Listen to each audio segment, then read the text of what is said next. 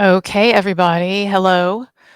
Um, I hope you can see me, hear me. I am at my mom's house.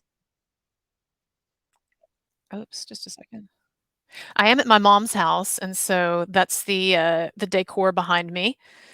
She's got a nice house. This is my favorite room in the house because it's big and it's got a lot of fake trees in it. She's really into the fake tree aesthetics. Um, All right. Do I still have mods? Does anybody want AJ and Vanessa, are you still wanting to mod or I don't even know what's going on. I know I'd set you as mods a long time ago. Are you still able or wanting to do that? I don't actually really I mean, like I said, I'm fine with doing it without mods, but I don't even know what the situation is. So, Vanessa, you can just let me know in the chat, Vanessa and AJ, if you want to do that, if you still have the capability to do that. Do I need to reset something? I don't know what's going on. Okay. Um Looks like you'll have to wing it. I think I can do it. No, it's mostly like I wanna give people the opportunity if they want to, because some people really like doing the mod work. Anyways, okay, let me know if you can't hear me. It looks like you can. If you cannot, if you have any issues at any point with, seeing me, hearing me, the internet connection here at my mom's, it is not wonderful. So it is possible at times things will get staticky, so just let me know. But I wanna go ahead and jump into it. Um, so let's talk about we got a lot to talk about today. I haven't done a live stream in a while, and that's mostly just been because I'm kind of moving around, stuff been going on. My significant other, he runs a camp for boys during the summer, and so I've been helping him with that, doing a lot of stuff to kind of behind the scenes to get him prepped for that. It's a survivalist camp. I don't want to advertise it on here because I'm not sure if that's like the right move or whatever. I kind of like to keep our lives sort of separate, but it's a survivalist camp, but it's not like a boot camp, but it's a survivalist camp. He takes boys and sometimes their fathers if they want to go, father son thing. He takes them out into the wilderness and he leaves them out there and sees if they starve to death or not. So that's basically it's kind of like the Hunger Games. No, I'm kidding. No, I'm joking. But he does run a boys camp, a survivalist camp. So they learn a lot of skills. Honestly, they learn one of the biggest skills they learn is just how to cook. Like he teaches them how to go out there and cook. So their moms end up really happy because the kids come back like actually knowing how to cook some shit. Okay, uh, so here I am. Oh, my cat's coming out. The cat always knows the right moment to appear to start shrieking, but no, it looks like the cat's moving on. I would grab the cat and say hi and have it say hi, but then once it starts meowing, you don't know if you're going to be able to make it stop. So I'd rather it just move along. Yeah, so we're gonna talk about Rammstein. We're gonna talk about Marilyn Manson. We're gonna talk about the latest Johnny Depp stuff. I wanted to talk about Amber Heard a little and her big comeback. Ooh. And I also want to talk about Lily Rose Depp and the ridiculous shellacking that she and others on the Idol have been taking in the press. So I want to talk about that. I want to talk a little bit about Jonah Hill. It's preliminary. There's not really a whole lot that I have to say, but I have a few comments on that. Talk about the Jonah Hill thing. Talk about, and then maybe if we have some time, a little bit of time, I'll address where I'm at with the Colleen Ballinger thing. I've already talked about this a lot on my Patreon, and I'm trying to put more videos on my Patreon now that are exclusives. And so I don't want to rehash everything I said there, but I have a few thoughts since people have asked me about it. And then yeah, that should take us for I've got like 2.5 hours set aside for this today. And then I have to go to a movie with my mom. We're gonna go see that movie that all of the critics are trashing. They're saying it's like a QAnon movie, but really is just a true story about someone who helped some kids who were being right. So I don't know what the big deal is about that. But I saw that Tug was covering that. And so I thought, well, that's interesting. But my mom wanted to go see it. So we're gonna go see that movie.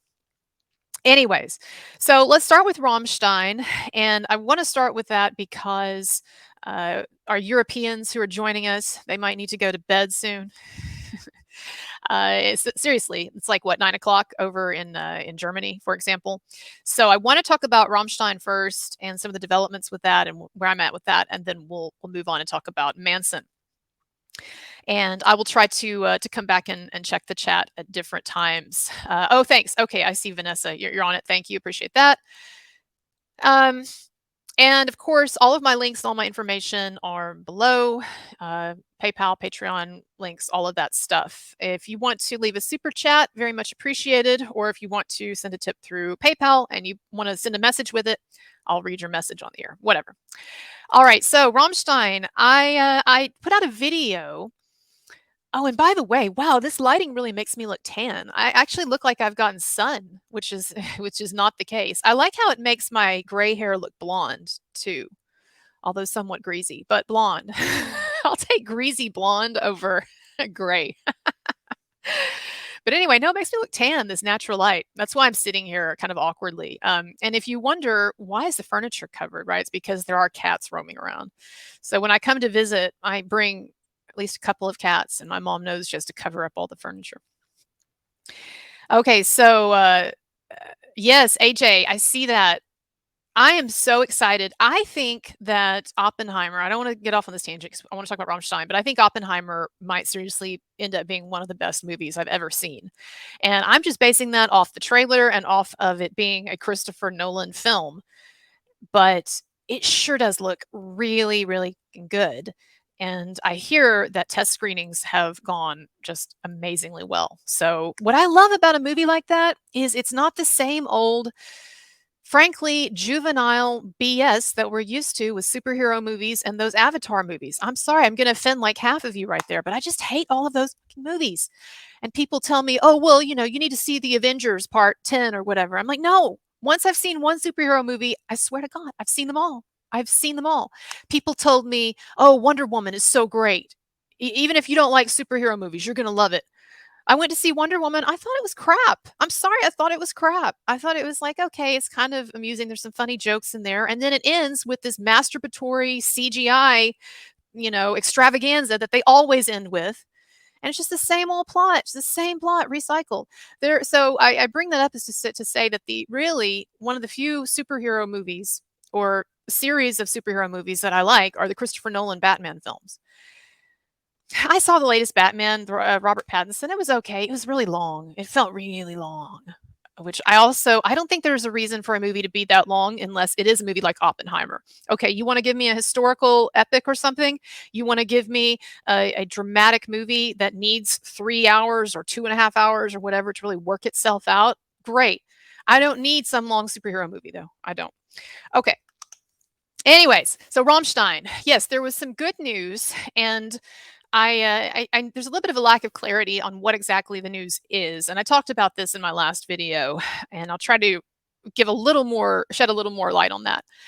But a German court in Hamburg has reprimanded. Oh my goodness! Thank you, Linda. Linda has no message, but a super sticker. Thank you so much, Linda A. Appreciate it.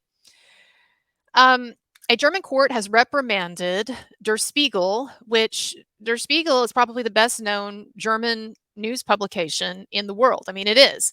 And like a lot of mainstream news publications, it seems to have degenerated into kind of a trash publication, like almost all of them, unfortunately. But it used to be prestigious, and it's still like one of the best known news publications in the world. Well, as you remember, probably, Der Spiegel was the magazine that published that huge cover story, that huge hit job on Rammstein. And in fact, the title of it was Der Fall Rammstein, the fall of Rammstein. And it had, that picture of Till Lindemann, the front man, looking scary, on the front of the cover. Well, that was probably, certainly the biggest story that has come out about that group and about this situation, this scandal that has developed around them. And it had a lot of the same information, allegations by Shelby and some of the others, but it also had, for the first time, it had the testimony of someone that it referred to as Sophie W. And Sophie W. in this article claimed to be someone who was tightly associated with the band and had an inside track on like everything that was going on at the concerts and supposedly knew stuff that even roadies didn't know, or maybe band members didn't know. Like Sophie knew it all, right? And of course, she talks in this article, or the article references her in alleging that there was this whole coercive system built around Lindemann.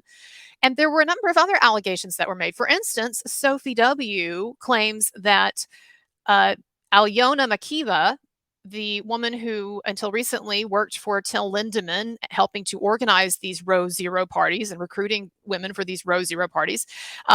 Sophie W. in Der Spiegel alleges that Elena Makiba used to recruit women for Marilyn Manson. It's there in the article. It's there in the Der Spiegel article. Used to recruit women for Marilyn Manson. So basically the allegation is that she went from being a pimp for Marilyn Manson to being a pimp for Till Lindemann. Now, thank you, Yuli Stuckmeyer. Sorry, I'm butchering your name, but I appreciate the super sticker, and hello to you. So basically, she's claiming, the Sophie W, which is not a real name, is claiming in this Der Spiegel article that this woman was a pimp for Manson and then was a pimp for Lindemann. Well, look, I am thoroughly familiar with all of the allegations that have been made over the years against Marilyn Manson and what his accusers claim. And I've talked to all of these people around him. I've even talked to people like Dan Cleary. I had a long conversation with Dan Cleary on the phone. And I've talked to a lot of people in this of all sides. And I have heard it all in terms of things that are alleged about him or rumored about him or that some people are claiming about him. And no one ever has brought up this Alyona Makiba woman who worked for Till Lindemann. No one has ever brought her up in the context of Manson. I just absolutely know that that is BS. The extent of her knowing Manson is that they were at a club together, a party together. I mean, they both happened to be there. And because she's a fan of music and a fan of Marilyn Manson's, she got a couple of pictures with him and put them up on her social media. That is it. That is it. And I don't even think that his worst detractors are claiming that this woman was ever working for him or had an association with him. So when I read the Der Spiegel article and I see that the paragraph on Marilyn Manson has what I know to be flat out BS, and then you keep reading about the Manson part in that article, and it's claimed that Manson recently won a trial. He won a trial? Well, that's news to me. I would like for Der Spiegel, because hell, I've been hoping that a trial would happen so we could get the word out. And you're telling me, Der Spiegel, that one just sort of slipped under my radar? Please do tell. I would love to have an entire article, Der Spiegel, about this trial that Marilyn Manson won, because I'm completely unaware of it. So my point is, that tells you the level of reporting that we're getting here. If I look at the Marilyn Manson part and I just can see that it's just full of bullshit, then I'm going to think, well, probably the rest of the article is BS too. And it was.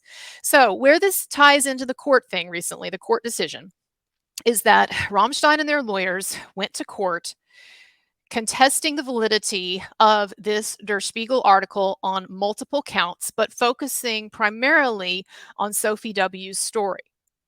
Now, I understand that the press release that came out a couple of days ago, it was a very short press release. It was very brief. It did not give a lot of information other than to say that the courts had made this ruling, and the court had made this ruling, and it had banned Der Spiegel from reporting this story further. Now, I don't know if that means that they're banned from reporting the particular aspects of the story that were proved wrong, or if they're banned from reporting the story, this particular article, from disseminating it any further, or if they're banned from reporting on the Rammstein controversy, period. I've seen different interpretations, different people saying different things. But the significance of this is that it is a formal court adjudication of the fact that this article had some BS in it. And I understand some people were saying, well, all that's really mentioned in the press release is this particular story in which Sophie W. claimed that two of the band members, Till, the lead singer, and Richard, got into a yelling match over a groupie. That's one of the things that's mentioned in this press release, is that the court ruled that that was false, as they put it, illegal. It was an illegal story. But I do not, from my research and from what I've been told, because I knew this was coming, I had been told by my sources that a week or two ago that Rammstein's lawyers were going to court to protest this Der Spiegel article, and particularly to contest the Sophie W. part, the Sophie W. assertions. I've been told by my sources that this was not the only part of the article that they were contesting. Yes, this was one aspect of it, because it was one aspect of Sophie W.'s story that could be clearly disproved. But they apparently took a lot of different evidence to court showing that on a whole range of things, she was inaccurate. And also, apparently, she's not even who she claims to be. She's presented in Der Spiegel, the Sophie W. source, as being someone with an inside track and someone who's hooked into everything going on, and like some omniscient god, just knowing everything that's going on at these Lindemann concerts, Rammstein concerts. And she's presented in Der Spiegel as being like part associated with the band, tightly associated in some way, when really I can't reveal my sources, but what I've been told is that she was someone who was disgruntled, who was only tangentially associated at one point with someone who was associated with the band, not someone in the band, not someone running anything, but someone associated with them, and that she did not have the kind of connections and did not have the kind of position that Der Spiegel is presenting her as having. So I know that they went to court. I believe that they went to court, Rammstein, with a lot of other evidence and to debunk her entire story. I don't know how much the court actually agreed with. I don't know what's the extent of the court reprimand or the court sanctioning, but it doesn't really matter. It's a huge thing to actually have an official court ruling that says this article had untrue, unfactual, illegal narrative, an illegal narrative, and it must be banned, it must be withdrawn. So I think that's huge. And of course, my attitude with the press has always been that if you are reading an article or you're watching a news report and you come across things that are false, that are false, then you really can't trust any of it. Yeah, every now and then someone slips up. I slip up. I usually will say, something every episode that turns out to be incorrect. Just I didn't know or whatever, right? Or I misspoke. But to be a major news organization and this wasn't just some little story, to put out a major cover story hit piece on this band that is going to be read by millions of people and is going to be disseminated widely and is going to probably be the primary news source. Here's the kitty. That's going to be the primary news source in this situation. You got to be careful. You can't be putting out all this BS. You can't be doing that. And so they screwed up the Manson part. That was all kinds of BS. Apparently, they screwed up some other stuff, and the court reprimanded them for it. So I don't trust any of that. And my point is that it is an excellent object lesson in how much the media, the mainstream media, how much they suck, how incorrect they are now, and how we cannot trust these narratives. And so I thought that was a really big deal. I wish we could have a little of that in America. I understand why, we have traditionally a freer society, or at least we have more appreciation for the freedom of the press. And there are some societies and some governments that are more authoritarian. But, everything has an upside and everything has a downside. It does. I'm sure if you go to North Korea, you can even find a few ways in which that's better than our society in some ways. No, but I'm serious. And so, this is an advantage in some ways of a system that is more restrictive and that is able to keep a tighter rein on the press and is able to adjudicate these things with more rapidity. Over here, it's like pulling teeth. Even if you're dealing with obvious lies, it's like pulling teeth to get any court to care. Case in point, Marilyn Manson, and how his case against Evan Rachel Wood and Ilma Gore was really dealt a severe blow by the anti-SLAPP laws in California and by the judge's ruling. And by the way, it's the same for other men in his position. For instance, David Sabatini. I don't have much time to talk about him today, but someone asked for an update, and that's that case. Well, David Sabatini, that's the scientist at MIT who lost his job and lost his career and basically lost his life, because of some false allegations by a disgruntled consensual lover. And he sued her for defamation, and he sued also his place of employment for the unfair kangaroo court justice system that they used in dealing with him. Anyway, the point is, his lawsuit, which I think was very valid, it basically got gutted by a judge a couple of months ago. It kind of slipped under the radar, and I didn't realize it. But it got gutted by a judge. And so I saw where his team put out a statement saying that, well, we'd be open to settling. This is just really sad. And I have to say, everybody, this is a very demoralizing reality that I have had to face, which is that it is just almost impossible to get justice in these defamation situations. It's just almost impossible. Johnny Depp was so lucky, fortunate. His team was shrewd, whatever you want to say, that he was able to do what he was able to do in Virginia. First of all, because their anti-SLAPP laws were not as strict, and the judge was more favorable, I guess, to his situation, and just a confluence of factors. But he is very, very fortunate, very, very fortunate that he was able to pull off what he did in Virginia. He wasn't able to in the UK, for instance, right? And I think what we're dealing with in the Marilyn Manson situation with this judge's ruling in his defamation suit against Ilma Gore and Evan Rachel Wood, we're seeing kind of a redux of what happened in the UK trial with Johnny Depp in a way. Like, I understand he was suing a tabloid for libel, but I'm saying that those of us who watched, who paid attention to that trial, who followed it, and then who read the judge's ruling in that, and the UK verdict that was anti-Depp, and we were just amazed. Like, the truth is so obvious. How can you make these contortions? How is it the judge went through all these bizarre contortions to come to this conclusion that Amber Heard was telling the truth, or that the tabloids did not lie? And it's like, well, now I see that that's just kind of often how the justice system is, you know? I wish we had a little more of the German justice system in that respect, at least. But, you know, everything has upsides and downsides.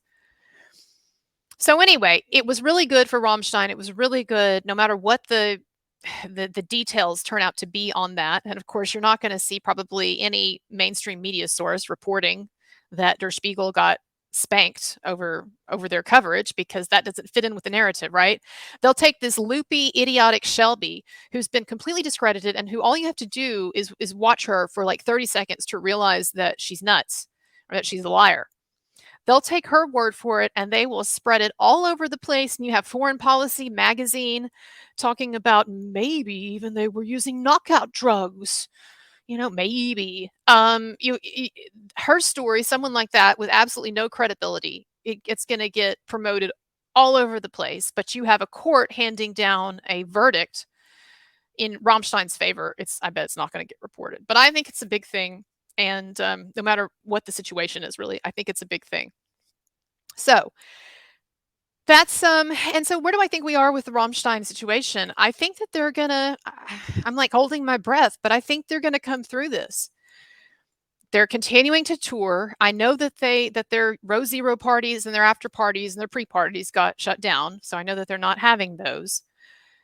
But they are continuing to tour, and no one has been able to cancel them yet or to shut down a show.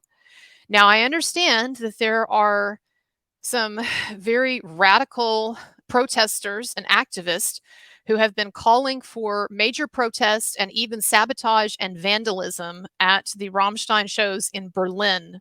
What is it, next week or in a week?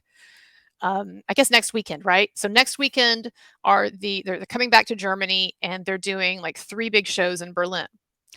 And so this is where, in my mind, if you're going to see big protests or if you're going to see some issues, this is where you're going to see it. And I actually would have assumed that prior to this, we would see more politicians pounding the drums for these shows to be canceled. I also thought that we would see more accusations. I'm actually pleasantly surprised that we've really, other than Shelby, crazy Shelby, and Kayla Schicks, who doesn't allege anything because she didn't even see Till Lindemann, other than Shelby and Kayla Schicks, no one has put their names to this. We've got a few anonymous reports in German media. The one woman who anonymously said that she had consensual sex with him, but then afterwards she thought, well, there was a power imbalance, so I guess it was rape or whatever. And then there was the other anonymous woman who couldn't bring herself to flat out say, I think that Till Lindemann drugged me. So instead she was like, well, I have this impression, this memory that like maybe I woke up and I didn't know what was going on. And then he said you were okay. I don't know, but it's really fuzzy. I don't even know. That's sort of my impression. That's like my translation of what I heard and read from that anonymous source that was being touted by German media. It made no sense. It was stupid. That's all. And of course, now German media claims that there are these other women, these completely anonymous women who won't even have their stories put on the record anonymously, who have supposedly signed affidavits attesting to some kind of shady behavior. But if their claims are as credible as Shelby's or Kayla Schicks's or the two other women, then they're BS too. So basically, I guess what I'm saying is I really expected and feared that this thing would just continue to snowball and that you would have more and more women coming out wanting attention like Shelby and Kayla Schicks and disseminating problematic stories to the media, and then you would have more women maybe behind the scenes anonymously or whatever pushing out stories, and that maybe the stories would eventually become more disturbing, people actually flat out accusing Lindemann of or whatever. But that has not happened. And so first of all, what that tells me is Lindemann must be pretty damned clean to not have more stuff coming out about him. Because if this is the best that you've got, I'm talking to the people who are trying to take this band down. I'm talking to the mainstream media. If what we've seen so far is the best that you've got, that's your best shot, then what a joke. And this guy's cleaner than my dad was. Hell, I could find more women to come out and say bad things about my dad than Till Lindemann. Maybe. I don't know. My dad wasn't a rock star, so that kind of cuts down the numbers there, right? But I'm just saying, they haven't gotten anything. They have not gotten anything. So, it's kind of like if you shoot for the king, you better kill. Um, so these guys seems like they're gonna get through it as long as there's not some big huge issue when they go to Berlin. So we'll see. But I think that if they can get through these Berlin concerts and we don't have a revival of this bad media and more women coming forward, and there's not some, God forbid, horrible act of or something at the concerts, which that wouldn't even be their fault if there was. But I'm just saying, like, this story needs something else to give it some oxygen to go, because it is dying. And it's a good thing that it's dying, because the final verdict on Rammstein is going to be that these things were not proved, and eventually it's going to kind of fade away. I wish I could say the same for Marilyn Manson, but he's in a lot more deep shit. He is in much more deep shit. So Marilyn Manson, Brian Warner would be so lucky to have Rammstein's situation, but he doesn't, and I'll talk about that in a moment. But Rammstein, I think they're going to be okay. Knock on wood. But I think that they're going to be okay. And sorry, I'm just looking at some of your comments. Yeah, it's interesting. So, some of you have been pointing out how it's interesting that they're trying to use the same tactics against Till Lindemann. The media are that they've been using against Manson in terms of using his art against him. And so, yeah, as you know, if you've been paying attention to this Rammstein story, a lot of what they're throwing at the media and the accusers are throwing at Rammstein it's not even allegations of anything. It's just, oh, look at that porno that he made. And it's not even like a sexy porno. If you watch it, it's obviously meant to be an edgy art film. And so it's like it felt more Lars von Trier to me in some ways, honestly, than Brazzers. So, um, yeah, but I mean, like, oh, his poems, and oh, he wrote this poem about using a knockout drug and stuff. But it's the band; it's a dark band. It's dark thematically. So, like, just like Marilyn Manson, yes, they're going to have dark themes, and they're going to play with dark themes, and they're going to have offensive stuff in their work. But that does not actually mean that it's autobiographical. That he's actually doing these things. Hello, Laura B. Good to see you, and thank you for the super sticker. Laura B. is I think she genuinely, or I think that she generally shows up at every one of my streams, as some of the rest of you do too. She's a big supporter, and I know a big supporter of Tug and others too. So appreciate that, and thank you. Yeah, so I think Rammstein's going to be okay. Now, I hate what's happened, and you can look at my playlist to see my feelings on this. And I think that it has been this Rammstein situation has been very damaging, in the sense that it is another cautionary tale to other bands that they better be very conservative and very safe and very non-offensive and non-edgy in how they comport themselves, even in the art that they make. So look, these kinds of hit jobs that we see in the media, that and in the public sphere, they don't have to be successful to be effective. Does that make sense? They don't have to be successful. They don't have to actually take that group down or completely cancel that group to still have a chilling effect on everyone. And so I can just guarantee you that groupie culture, it is dead. It is dead. Groupies are going the way of the dinosaurs. I put up a meme several weeks ago, and it was you may have seen this meme. It's an old man who's talking to his son, and I guess his grandson. So this old man who's talking to his grandson, and the grandson's asking him, like, Grandpa, what was it like back in the day, or this or that? And so anyway, I put the meme up, and then I put Grandpa, what's a groupie? And the grandpa is just kind of like, but I mean, and that's fine, I guess. Like, I'm not gonna sit here and claim that groupie culture was like this great liberating thing for women. I think I wouldn't want my child to be quote unquote groupie, but you know what? Like, I don't get to decide that for other people. Okay. And so to me, the issue is not whether or not groupie culture is healthy or psychologically healthy for everyone, or if it's something that we need to be heavily promoting as a society. I think we should be heavily promoting freedom, individual freedom, freedom of choice, and also we need to be promoting maturity in our young people and not infantilizing them, and certainly not telling them that if they're in their early 20s, then they're just children. They might as well be children. And so that's my problem with the fact that that's one of my issues with the chilling effect that this is going to have on bands. It's not that I care about preserving groupie culture per se. Okay. Like, honestly, I don't think it's a great thing. I wouldn't want to just have sex with a rock star for the hell of it. I know, but seriously, I wouldn't want to have sex with a rock star for the hell of it, because that's just not, that doesn't sound good to me generally. I would rather just like actually have a conversation with a rock star. But you know what? I'm not everybody. And my sexual taste or my personal taste or preference are not guidelines for everyone else. And so what I hate about this is just the generally sexually repressive chilling effect that this is going to have. And also not just in relation to groupies and groupie culture, but also in relation to, how do I want to put this? Oh, I see I got a big PayPal donation. Just a second. Got to pay the bills first, people. Come on here. All right. Okay, so here we go. All right, so I just got a big donation. I love you. You are the best. Please come and have sex with me now. T. Lindemann. No, I'm kidding. No, it's Lisa Carly. Lisa, I love you. Thank you so much.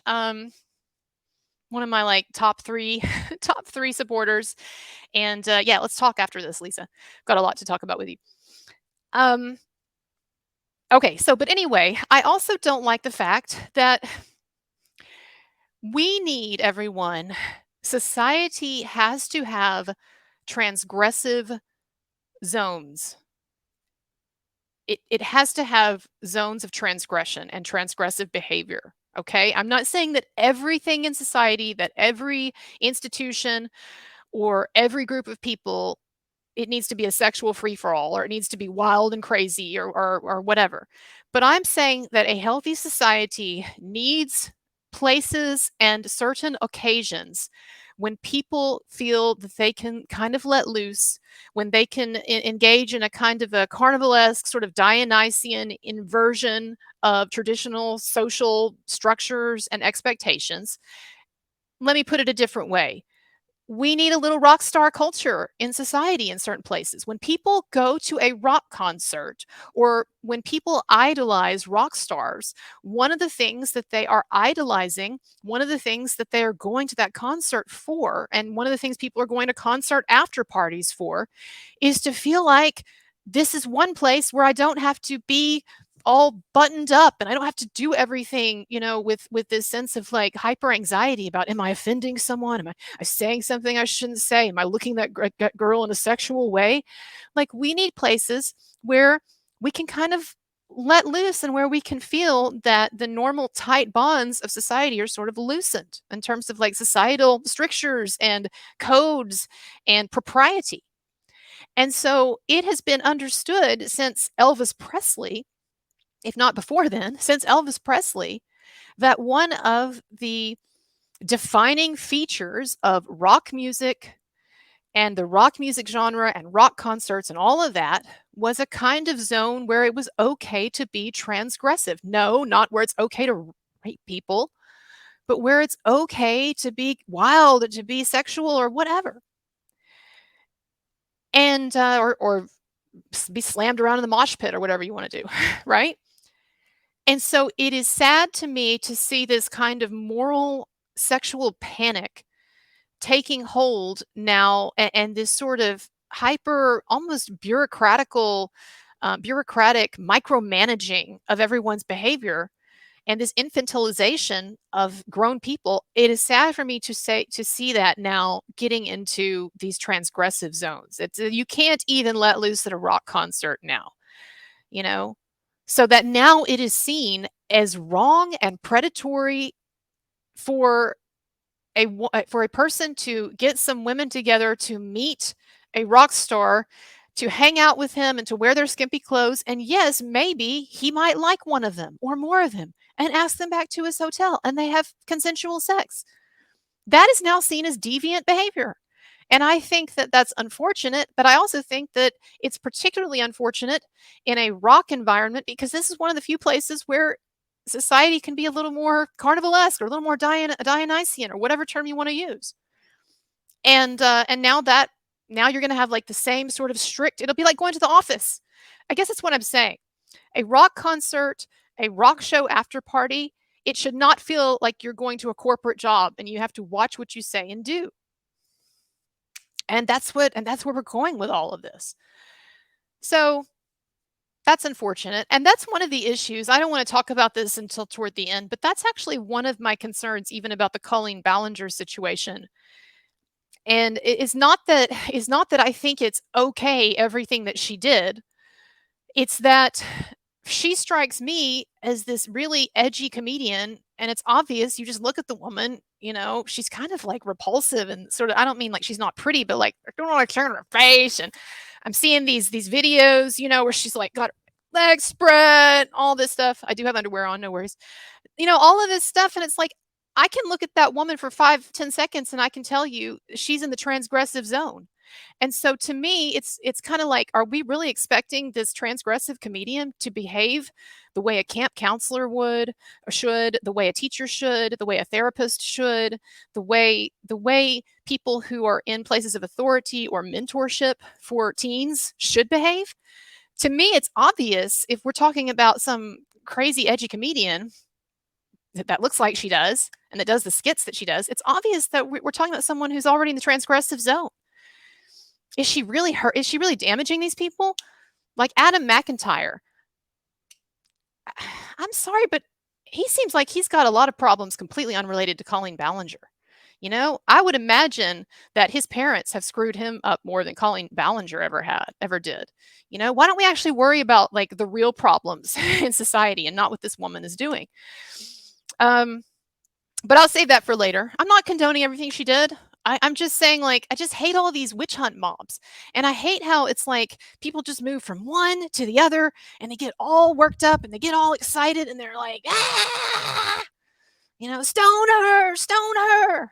And then we move on to the next one. Jonah Hill, stone him. Rammstein, Manson, stone him. You're just going to take all of the interesting people away, and then all we'll be left with is our own boring selves. I don't want that life. Anyways, the other thing that gets the other kink in all of this is that if you look at the biographies, if I'm really into reading celebrity biographies, and not just celebrities, but biographies of famous people, famous historical figures. I've read a lot of biographies. I've watched a lot of biographies. I'm really into all that. I guarantee you that if I asked you in the audience to make a list of the people of the artists that you like the most, the writers that you like the most, the actors that you like the most, the directors, even historical figures. If I asked you to make a list of all the people that you like, public figures that you like, or that you enjoy, or you're most inspired by, or whatever, I guarantee you that at least half the people on that list, probably more, will have absolutely cancelable things in their closet. Absolutely. Way worse than Colleen Ballinger or some of these others. Now, does that mean that we just say, well, okay, everyone's doing shady stuff, so I guess we just don't have any standards? No, I'm not saying that. I'm just saying that there is a certain like sense of like reality and proportion that has to come into this, and also an understanding that as media technology gets more and more sophisticated, as surveillance technology gets more and more sophisticated, as you know, you can't just write a text and that's it. You When you write a text, you have to know that probably a bunch of people are going to see that one day if you become famous, right? There's no sense of privacy anymore. There's no sense of well, I made a mistake, but there it goes. Everything is now, it is now calcified. It is there forever, and it is just waiting for a kind of a fever to come over the mob, and the mob to say, oh, look at that, and then suddenly everybody's throwing stuff. I don't like it that Colleen Ballinger's ex-husband is getting in the mix now, and publicly talking about how he gaslit her. It's just like, okay, here comes the exes. Like clockwork. All right. But I said I wasn't going to talk about her much. I'm going to move on. Tony Marie Antonson, thank you so much for the super sticker. Appreciate it. I'll come back to Colleen a little if I have time. And I'm going to be honest too about the Colleen Ballinger thing. I have not fully looked into it. I've had people tell me, or I've read articles that mention the worst allegations against her. Of course, the blackface thing, turned out that was BS, right? But we sure had a lot of fun throwing that out there, didn't we? And we're not going to be able to retract all those articles, are we? Right? How many people heard that Colleen Ballinger did a skit in blackface? A lot of people. How many people heard that that story turned out to be BS? It wasn't blackface. It was green face because she had just done some kind of Wizard of Oz skit or whatever, right? And so how many people do you think heard about the original story, the bad story, the false story, and then how many people heard about the clarification? You know how it goes. You know how it goes. It's like that old story about the feather pillows. You take a big pillow with a bunch of feathers in it, like old fashioned, down feathers.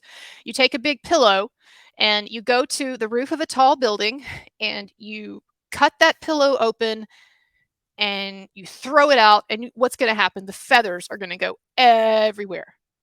That is the original story. When one of these cancellation stories hits, it's the feathers going everywhere. Now, try then to take all of those feathers, collect them all, and put them back in the pillow. There's no way you can do it. And that shows the difficulty in retracting these false allegations once they're out, or clarifying them, or adding some context that might make it more understandable why this person was saying these things or doing these things. I understand that it's not appropriate to be having certain conversations with teenagers, particularly younger teens. I get that, but I also would like to see the entire context of this comedian's interactions with these people, not just a little snippet of the worst thing that we could find that she said. I would like that, just for some context. Okay, moving on though. So Rammstein. Yeah, I mean, I think they're going to be okay. I hate to I don't know. I hate to get my hopes up, or I hate to be overly optimistic, but I think that they're going to be okay. And it's good to see because it could have gone differently. And there was definitely a point several weeks ago when it was like I could see this sort of fork in the road opening up, and it was like, okay, either they're going to press on through this. There's not going to be an avalanche of new stuff coming out. It's in the German politicians. They're going to kind of quieten down. They're going to get through it, or you're going to have a lot more people coming out, a lot more media coverage, politicians getting all worked up and whatever, and it's going to go this other way. And so I'm really glad that it's going the way that it's going. And hopefully if they can just get through these Berlin concerts, then it'll be good. But it has still had a chilling effect, and I guarantee you that there are a lot of other groups, a lot of other musical groups, and rock stars who have taken some lessons from this. And I'm not sure that it's good that all of these lessons are going to be applied. I think it's gonna make a lot of things a lot more boring, Okay, so that's that with the Rammstein, and I'm trying to think if there's so that's where we'll see where we are, right? It'll be interesting to see if those idiots who vandalized Rammstein's headquarters, a week or so ago, and posted about it online, it took took responsibility for it. It'll be interesting to see if they do try to pull something. I wasn't too impressed with their act of vandalism. What they did a little spray painting on one of Rammstein's offices in Berlin, some spray painting, and they like broke a window or two. I mean, I don't want them to do any worse. It's not a challenge. But it's just like, come on, guys. I don't know. I really do feel like some of these people, it's like the Antifa types, like they're just like, they have too much time on their hands. They really do need to get a real job. It's kind of like people tell me, get a real job. Well, some of these people need to get a real job. Anyway, okay, so Marilyn Manson. I said something controversial today on Twitter, and I wanted to explain it. And I wanted to explain it as a part of a much longer discussion of where I think we're at with the Manson situation. And one of the nice things about doing these live streams is that, wait, Laura B, did you write rest in peace, Corey? Did Corey die? I didn't know that. Somebody tell me in the comments. Okay, so Corey, if you don't know who that is, it's a Johnny Depp fan who started a channel, and a bunch of Johnny Depp it's a Johnny Depp fan who had some kind of terminal illness. I'm not trying to be dismissive. I just don't know or remember when it was, but this sweet Johnny Depp fan, this kid who had a terminal illness, and he started a channel, and a lot of Johnny Depp fans subscribed to try to get him over 100,000 subscribers anyway. But what is this? Okay. Thank you, Vanessa. Vanessa said yes, he did.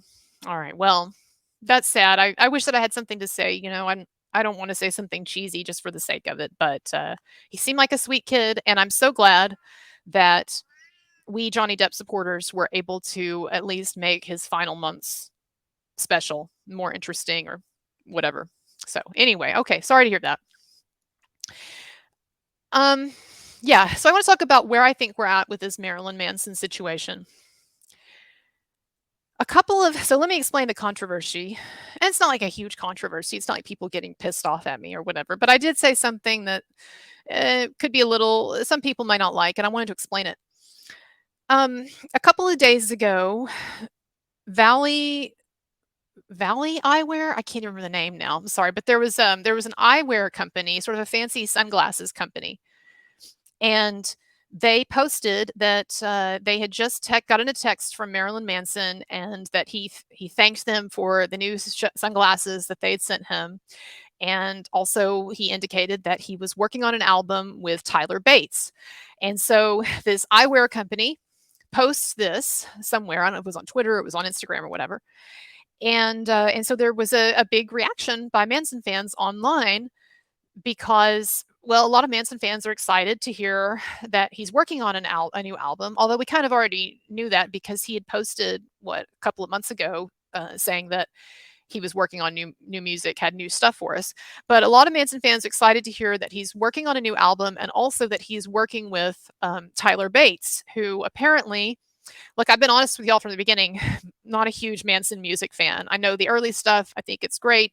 You know, I've listened to the We Are Chaos song also, but like I don't know a lot of his music. But apparently people feel like Tyler Bates is a really great producer. And I did see where Tyler Bates was responsible for the last commercially successful album that Manson did in 2015. That was The Pale Emperor.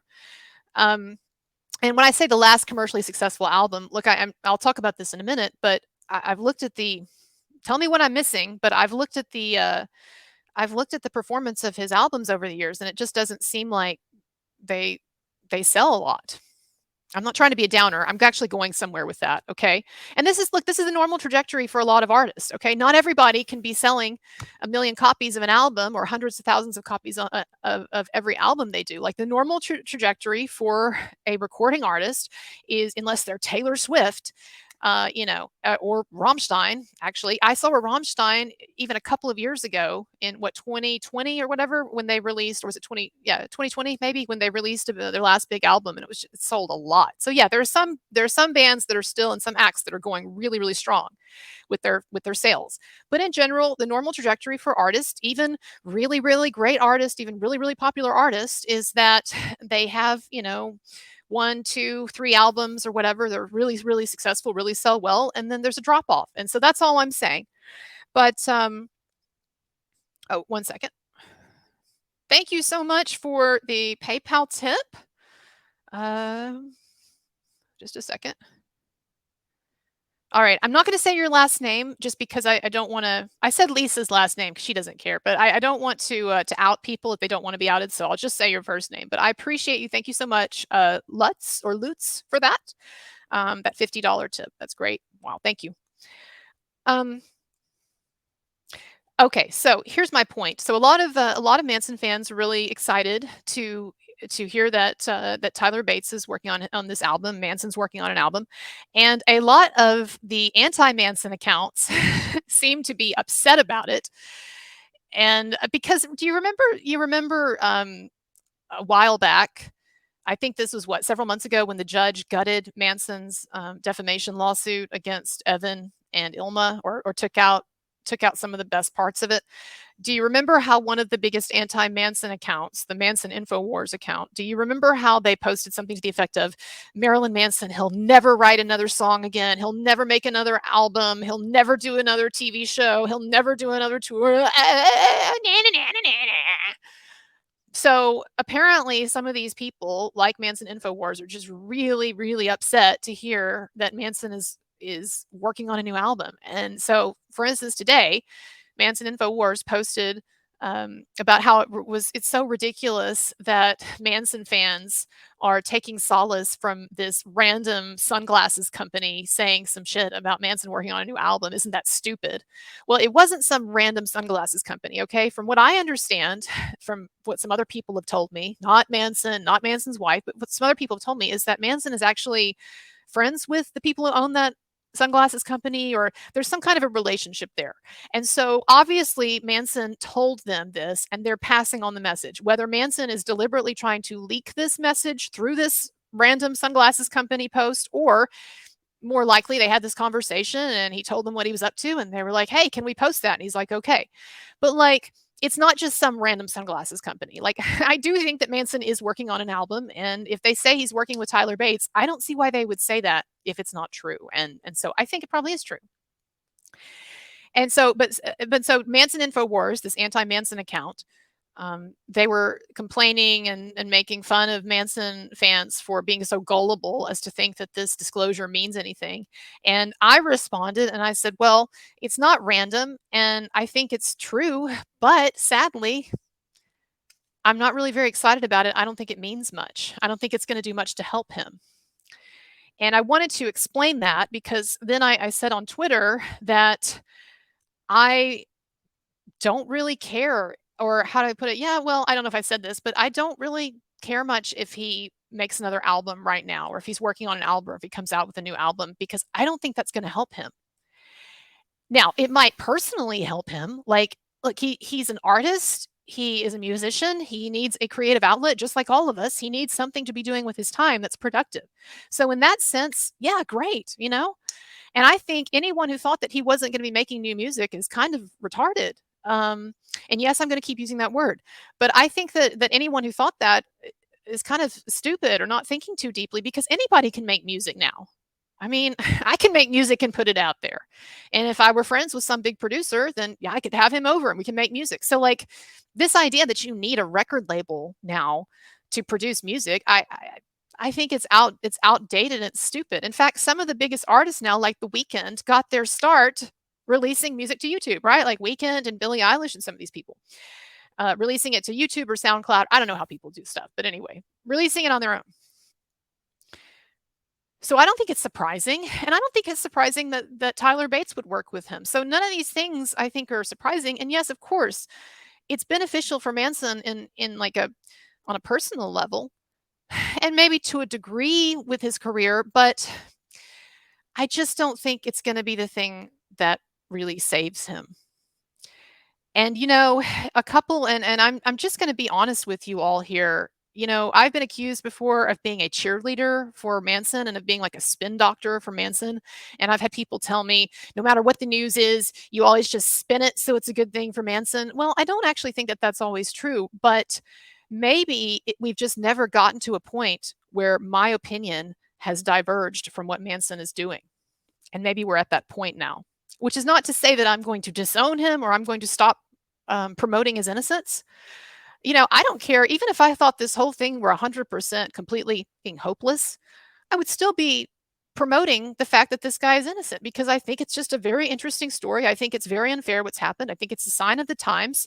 And I'm committed to sticking with his story until the end, whatever that end is. So I'm going to keep reporting on it.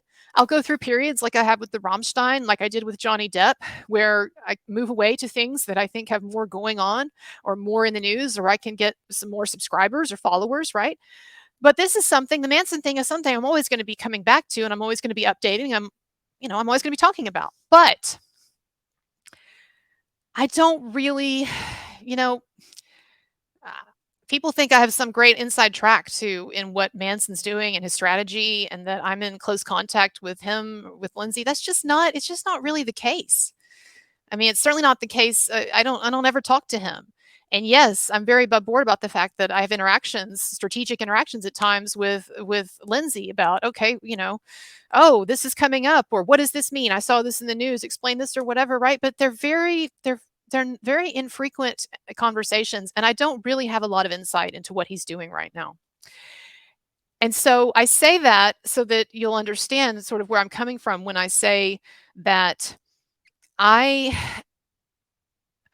I am disheartened by the fact that it does not seem like there's going to be a big push to get his story out there. I don't see evidence of it.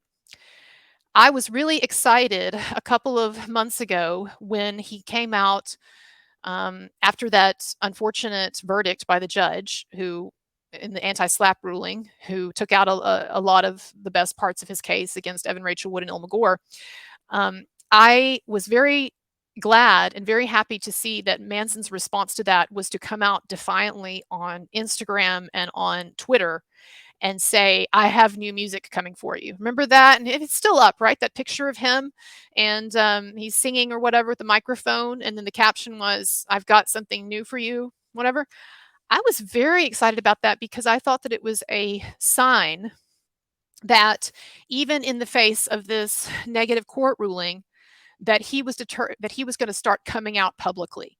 It's like, okay, I've hidden enough. I've been quiet enough. You wanted me to go away, so I went away for 2 years, for over 2 years, and I was biding my time. I was waiting to see how stuff would play out in the courts. Now I've gotten this bad ruling. So you know what? I'm not waiting anymore. I'm not hiding anymore. Here I am. I'm out. I'm back. I'm going to be in your face. I'm going to fight. That's what I thought that meant. And so that's why I was so excited about it. I have to be honest with you. I don't care if he puts out new music. I'm not a Manson music fan. Again, I think he has some amazing songs. I think he's very talented, all of that, but I'm just not a big music person in general. And I certainly did not get into all of this and did not start covering this Manson case because I wanted to get a new album out there. It's like, oh, well, if I can just promote his innocence, then maybe we'll finally get a new Tyler Bates album out of it. No, I don't care about that. I care only to the extent that I care, like, for him personally, like as someone who seems like someone who has gotten a really raw deal and who has been unfairly maligned and unfairly canceled, and who seems to me all around, even with his flaws, like he's a good person. I care, yes, that if he wants to make art, he's getting to make it. But I don't think that it helps his situation. And I think there's bigger stuff going on here than whether or not he puts out a new album with Tyler Bates that probably is not going to sell well. Now, I realized that the album, The Pale Emperor, that they did in 2015, sorry. I realized that the album that they did in 2015, The Pale Emperor, that it sold okay.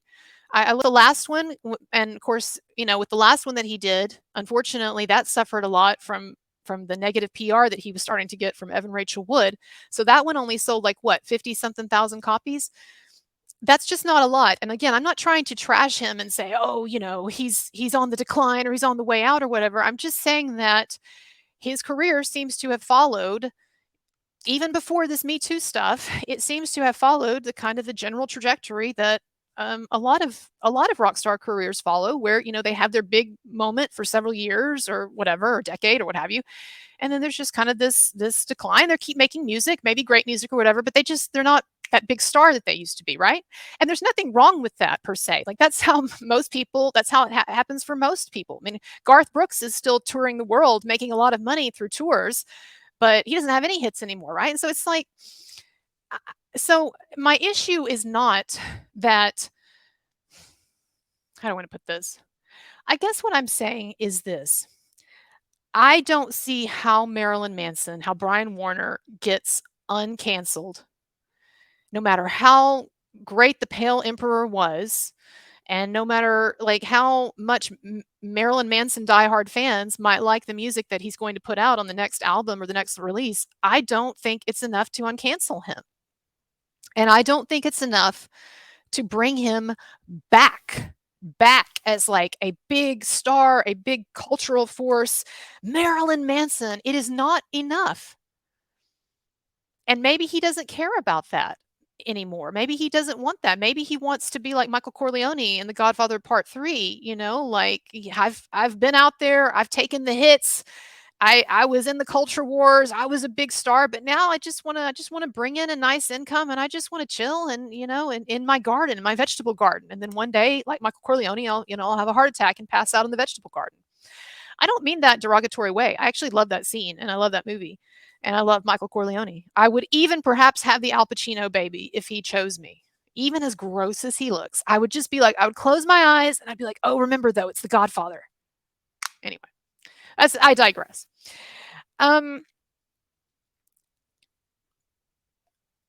So when I say that we might be at a point where my vision is deviating from Manson's vision, I guess that what I always had in my head from the beginning with all of this is that this terrible thing that has happened to Manson, and it is a terrible thing and it is an unfair thing, this cancellation, this onslaught from all of these opportunistic, horrible, to some degree, some of them crazy women, and this media cancellation, all this. I thought that it was a terrible thing, but I thought that actually it was going to be the thing that brought him back to cultural relevance and made him big again.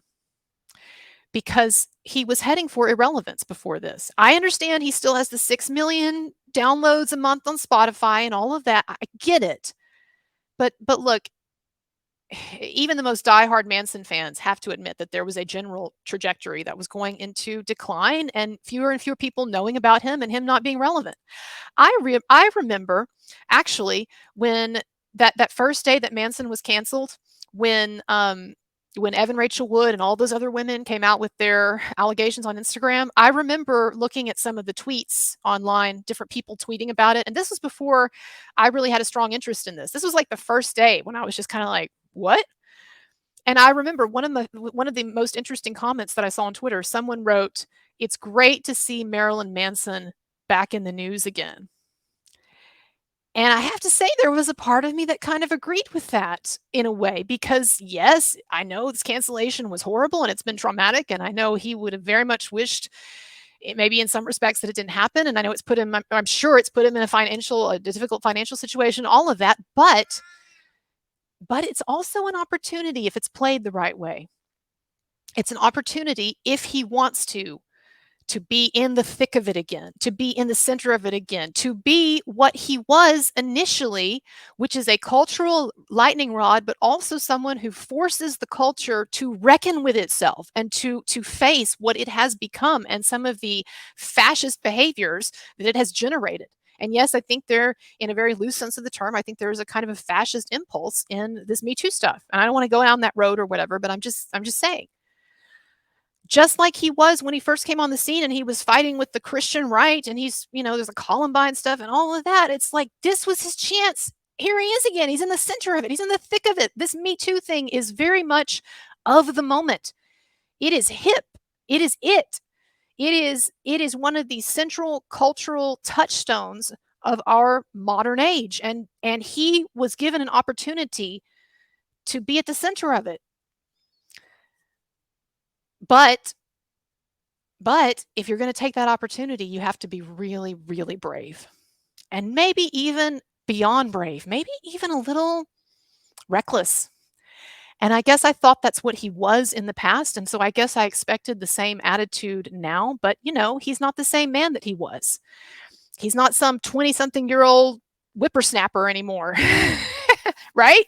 He's a 50-something-year-old man who I am sure, and if you're watching this, Brian, I know you have got to be fucking tired of all of this bullshit and all of these lying bitches and all of this, and I'm sure you got to be fucking tired of seeing your bank account going down. I'm sure you're almost out of money. I don't have to have any inside information to see that. I know he bought a $2.2 million home and stuff. I'm just saying, like, for rich people, I'm sure that that things are feeling pretty desperate. Not for me, if I had the amount of money that Marilyn Manson, Brian Warner probably has right now, even after all this, I'd be like, oh my God, I won the lottery.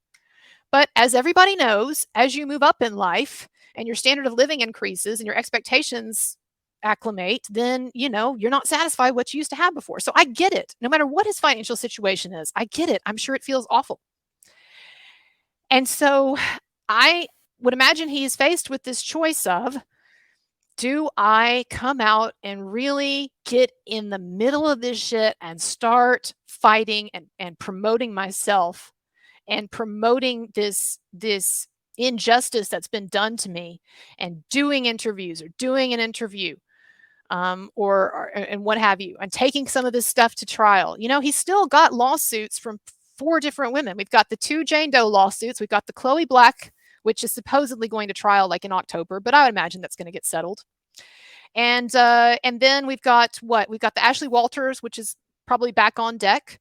And then we've got the other Chloe Black, the Bianca Kine lawsuit, completely bonkers. I mean, they're all bonkers, but that one's the most bonkers. And then what? Is there one other still in the mix? I feel like I'm forgetting someone. There's so many lawsuits, I'd lose track. But anyway, point is, I thought he was going to get in there and was going to really battle some of these and not settle. But the fact that he settled the Esme Bianco thing, I just have to tell y'all, I don't have inside information, but I would just expect that nothing in the Manson case is going to ever go to trial. I think it's all going to get settled. And that's not anything that I've been told. That is just me using my brain and seeing how things are looking. And I would imagine it's all going to get settled. And it's going to be terrible PR for him. It's terrible PR. And I don't know what's going to happen with the Evan Rachel Wood thing.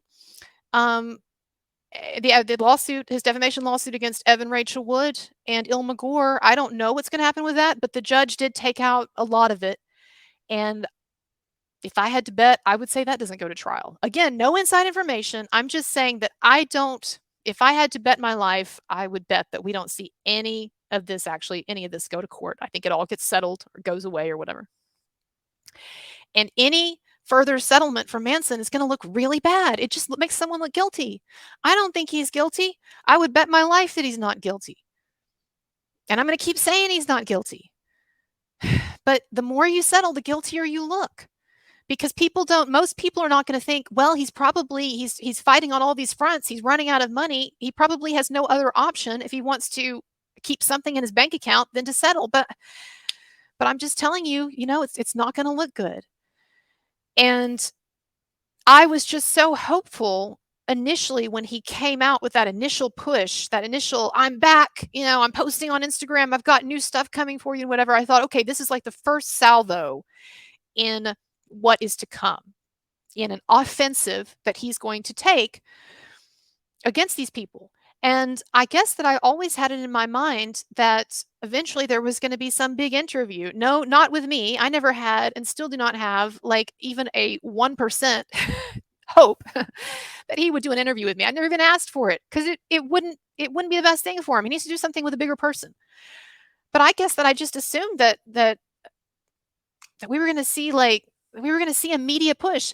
And then, when Evan Rachel Wood, when some of us, I feel like, forced her into that stupid confession about giving up custody of her kid, or, well, we know she had to give up custody, but giving up custody of her kid, that public declaration, I thought, well, wow, this is great.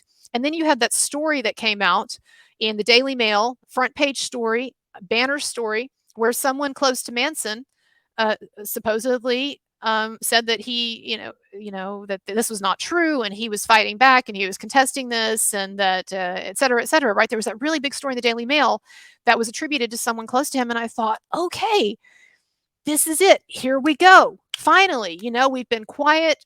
It's been quiet for 2 years or whatever. He's laid low. He tried to see if the laying low and being quiet and just taking the beating, if that would work, or if he could work it out, through filing a defamation lawsuit. And maybe he does that, and that gets the media to pay attention.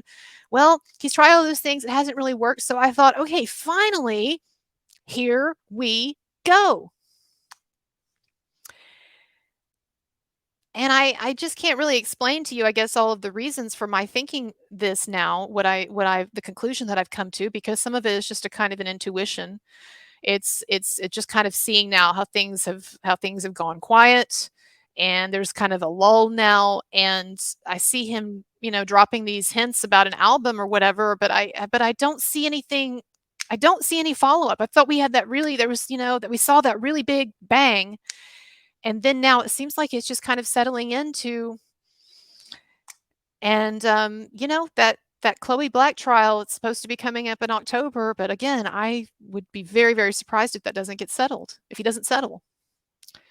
And yeah, they can try to spin it as like, well, she's settling, and I did that for the Esme one. I tried to do that to some degree, but I'm not going to carry water for a strategy that I don't think is effective. And so, I guess now this is the point in time when I prove to all of you who thought that I was just a cheerleader for Manson, no matter what, I'm not really sure what's going on here. And it seems to me that the direction that things are probably going to go is that there's not going to be any kind of a court battle of any kind. It's going to get settled. Things are going to get settled.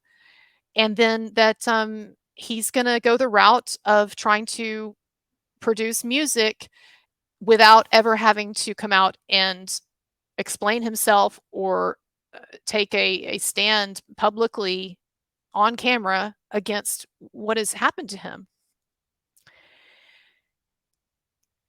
And I understand that strategy in terms of a short-term, in terms of a short-term concern with his bank account. I would imagine that when given the choice of throwing caution to the wind and jumping in the ring and going to the center of this firestorm and fighting it and becoming Marilyn Manson, provocateur, and brave warrior, I understand that must not look as appealing to him in the light of a shrinking bank account. And so I get it. I understand the quiet route. I understand the quiet strategy. I understand this. Well, let's just try to, make some music, and maybe it'll be good, and maybe people, well, I mean, I'm sure it'll be good, but make some music and maybe people will like it. And then maybe this Me Too stuff will just kind of blow over, and we'll settle these lawsuits, and people will just kind of move on. And then there's an album that'll come out, and he can tour some, and then he'll just kind of, the fog will lift, and he'll just kind of get back to where he was. I don't think that's going to happen. It could, yeah, with God, anything is possible, and I've been very open and above board throughout this journey about the fact that I believe in God, and that I think that,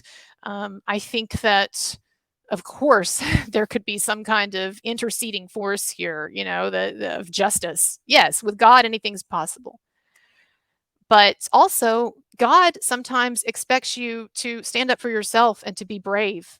And, it's kind of like that verse in the Bible when Jesus says it's easier for a camel to go through the eye of a needle than a rich man to go through the kingdom of heaven. Or there's a verse in the Bible when a rich man comes to Jesus and he says to Jesus, I want to follow you. I'll do anything you ask. Just tell me. And Jesus says, give up all your money. And the guy's like, oh, never mind.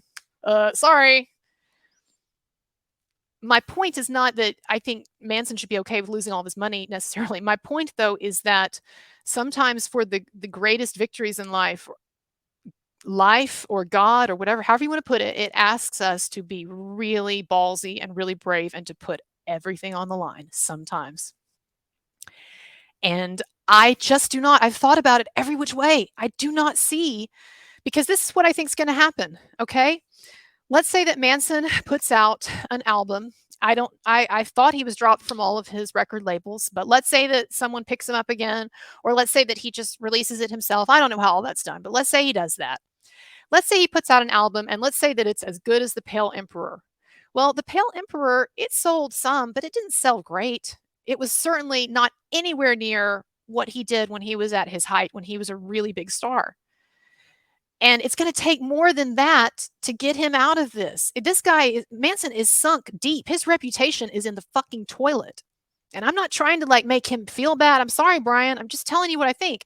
I'm not trying to make him feel bad. I'm not trying to make all of you feel bad. This is like probably my coming out and saying this stuff is probably one of the most self-destructive things I could do because it's going to piss off a lot of Manson supporters. But I'm just telling you honestly, as someone who's been fighting this hard for over 2 years, 2.5 years, that album is going to have to sell well, really well. It's going to have to be like a hit to even have an effect. And I didn't see where, as much as you Manson fans like The Pale Emperor, and as great as I'm sure it was, and yeah, it sold some, but like, that's not going to do it.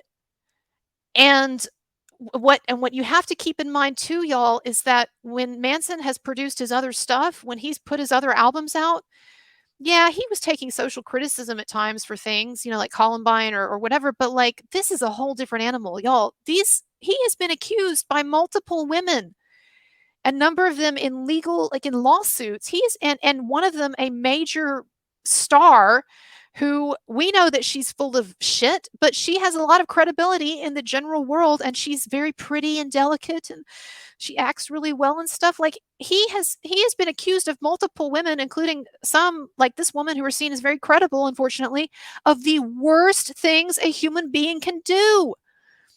We're not talking some stupid Rammstein, oh, he coerced me into this room where he asked me to have sex and I said no when he got angry. Yeah! No, we're not talking about that.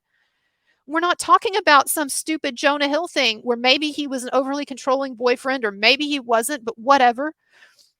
We're not even talking about Colleen Ballinger, even though I don't approve of her sending, talking to teenagers occasionally about her sex life or whatever happened with that underwear thing, which I still don't get. Anyway, we're not even talking about that.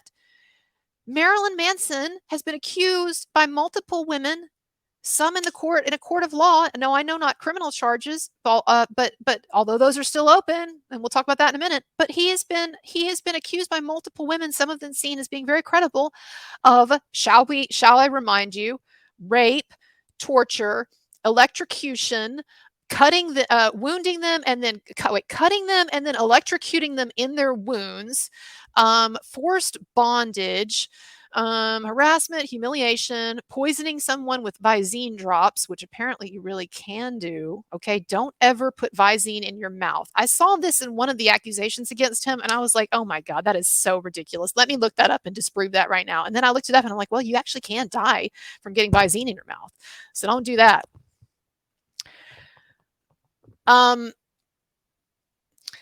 I'll talk about the tour in a moment, Donovan. I don't know if you're talking to me or if you're talking to someone else in the thread because I'm not paying great attention to it. But I'll talk about the tour in a moment. All right. Anyway, so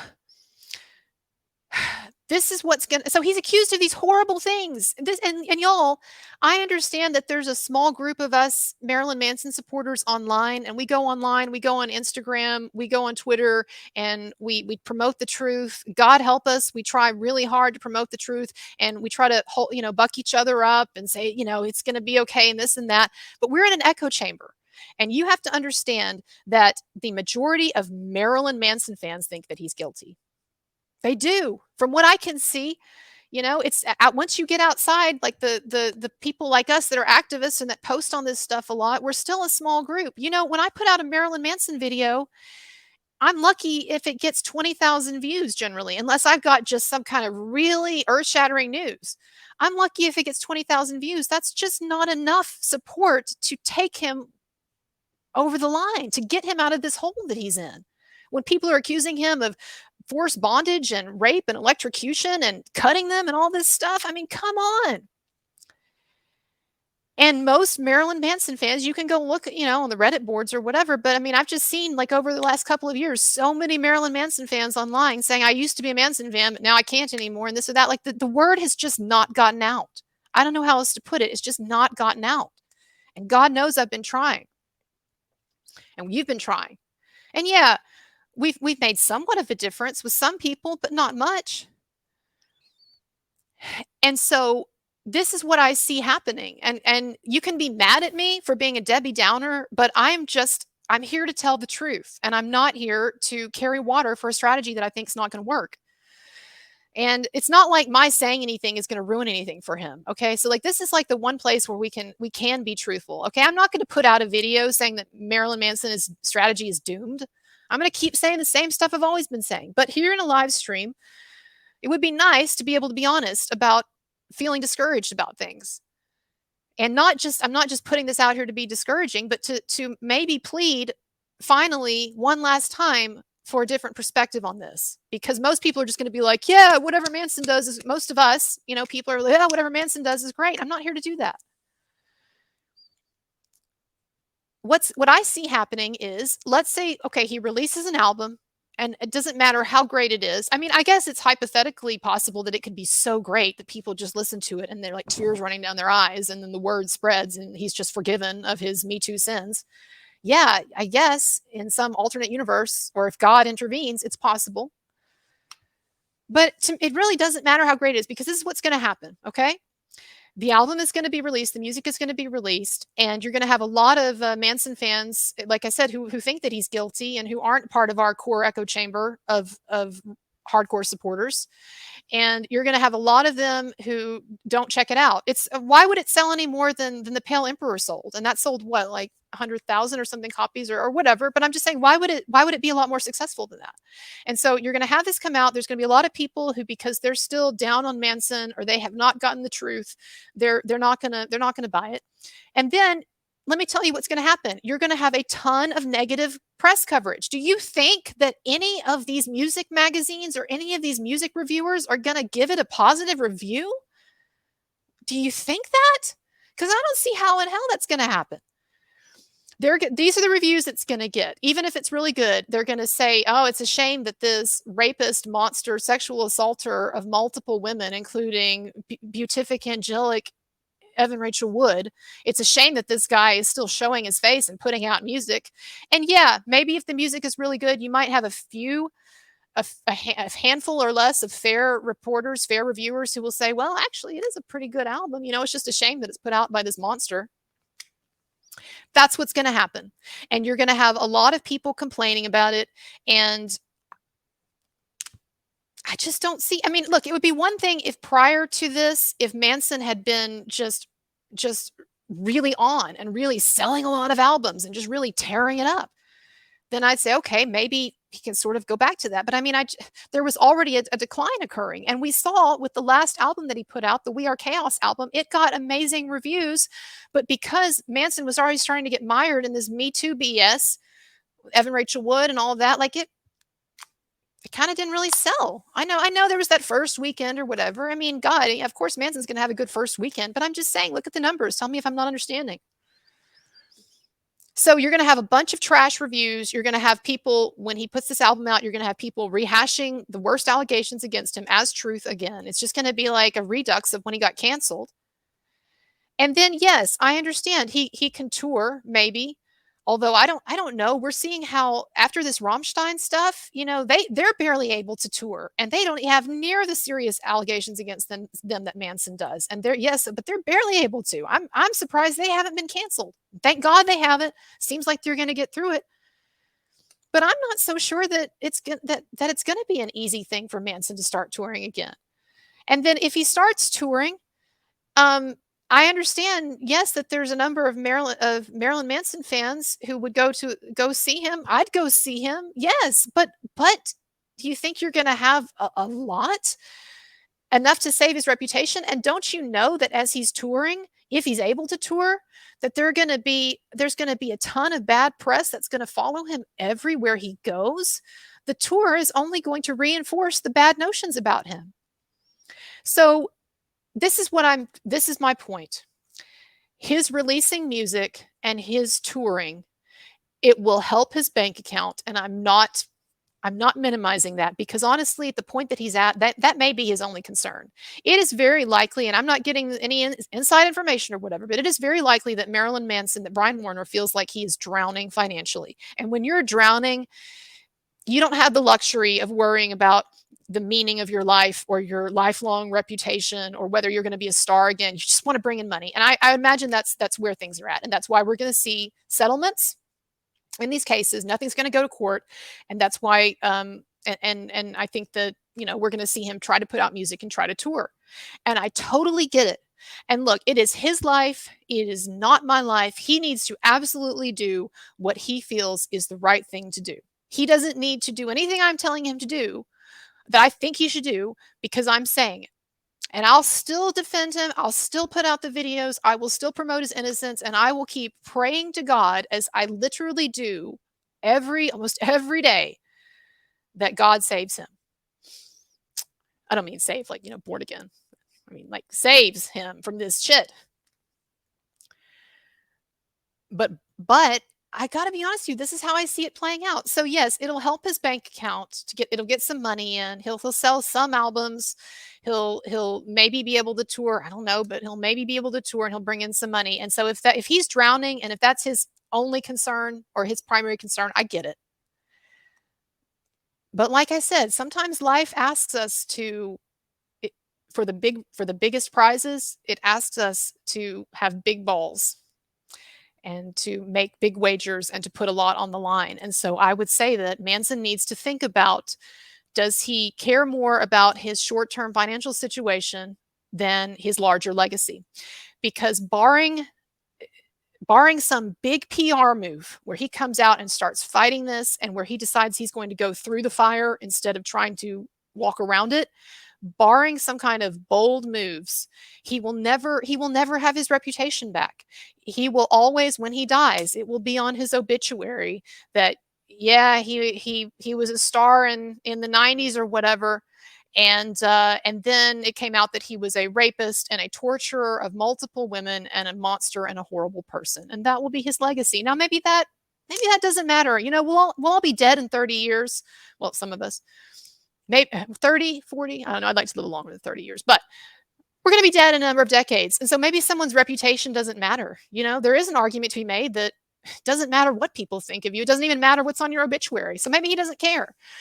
But I kind of feel like an artist, part of the point of being an artist is that you care about the persona that you have built as a part of your art, and you care about how you are remembered. A lot of people make art for a sense of immortality because they want something to persist after they're gone. And I'm just afraid that if the last word on him is this horrible stuff, then I don't even know that his art will be remembered well. I mean, it's possible. I hope that maybe he could be like an Oscar Wilde figure one day, and that future generations will look back and will see historically that this is someone who was a casualty of Me Too, hysterical sexual panic and cancel culture and stuff, but there's no guarantee of that.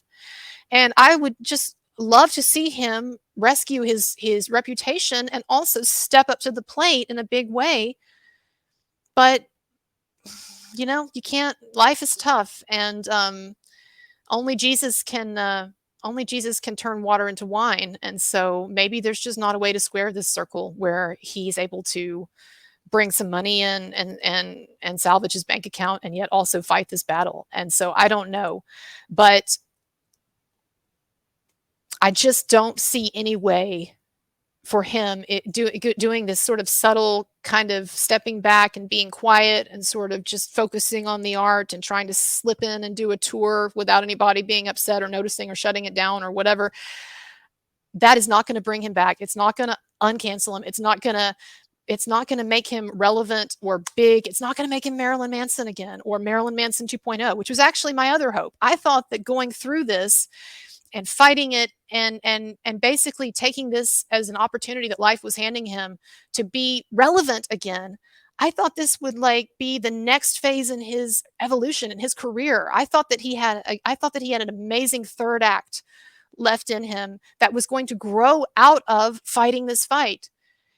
And so if he doesn't fight the fight, and if he just focuses in a much quieter, more restrained, more frankly fearful way on his art and on trying to get some money through albums and touring, I think that could. I don't see that. I don't see that any of those things that I hope that were going to happen would happen. But you know what? Maybe that's my own delusion. And who the fuck am I to tell anyone what they should do? But I am, I'm sad to see that I think this is the way things are going to go. And I hope I'm wrong, and I would love to be proved wrong on multiple counts. I would love to see, first of all, that I'm wrong about the strategy that they're going to employ, and that he is planning to come out and to fight this, and maybe he doesn't feel like he needs to do it immediately. Maybe the idea is you make some art and you tour and you get your bank account looking more comfortable, and then in a year or two, then you come out and you say, okay, those things that were said about me were lies, and I'm going to fight this, and I'm going to stand up for who I am, and I'm going to fight this cancel culture and all of that. The problem, though, is that things move on. And I am seeing in my videos and the response to my videos, and also the number of people posting online and so forth, I am seeing a decrease in interest in this story. And I'm going to keep covering it. But I am seeing where some people are moving on. There are even some Manson supporters that used to post a lot that aren't posting anymore. And after a while, people get bored with stuff. I'm not talking about us, like this core group of people who are in this and who post about it a lot and stuff. But I'm saying that after a while, you only have a window to really fight something or make your mark in the media, and then just kind of things just sort of move on. And you could say, well, maybe that's a good thing, though. If it moves on, then people will stop caring about what he's accused of. No, it just means that the impression that everyone has now of him as this monster, abuser, rapist is going to become calcified, and that will become the reputation. It'll be set, and then it'll be that much harder to dig out of it later. So again, I don't often come on to this show with this sense of negativity, and I understand people won't like it, but I'm here to try to tell the truth and also to say what's on my heart. And I just hope to God, and I literally pray to God, that if this is not the strategy that he needs to be using, and if he needs to be bolder, and if he needs to even put his bank account at risk, then he will do that. But maybe that's not what's supposed to happen.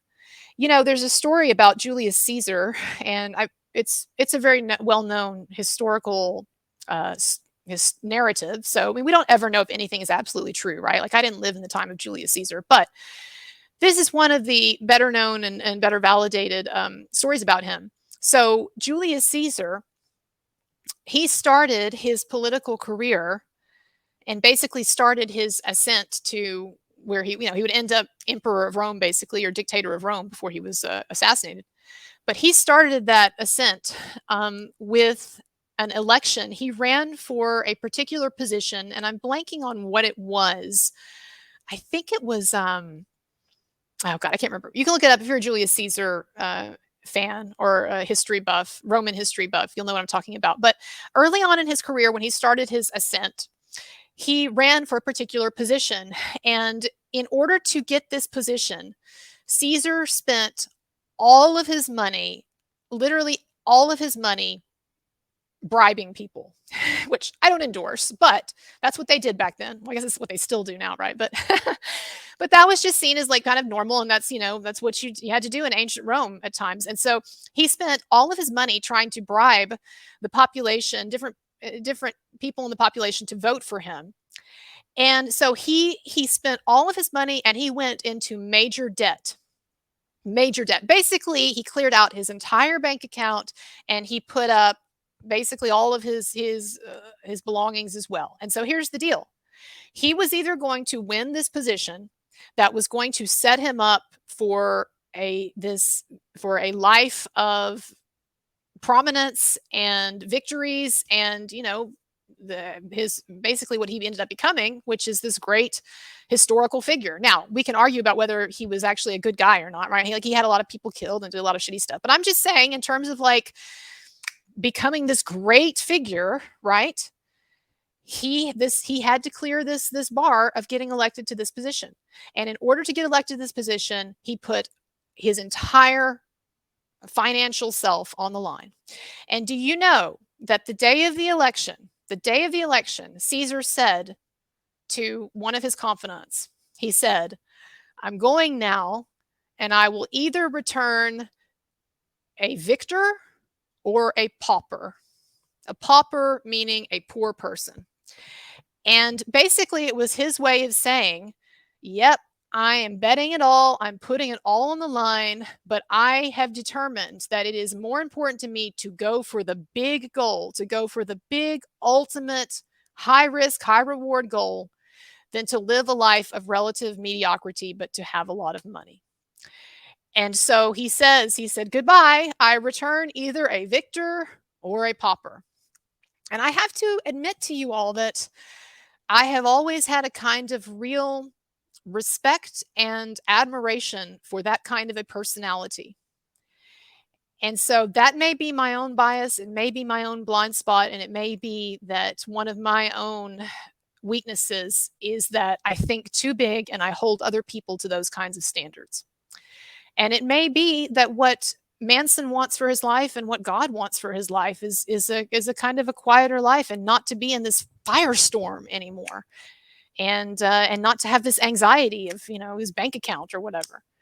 But my own personal bias is that I had hoped for something bigger, and I'd hoped for a real fight eventually, and I just don't know that that's going to come. So I accept that. I will continue to support him. I will continue to put out videos. I'm not going to be putting out a lot of videos saying, "Oh, this sucks. I wish he'd do something big." I'm not going to do that. But I did feel a need to just get this off my chest. And so, Manson, Brian, if this gets back to you, if you're watching this, I imagine you won't like it. But as Martin Luther once said, "Here I stand. I can do no other." So, okay, let's see here. I have not checked my messages for a while.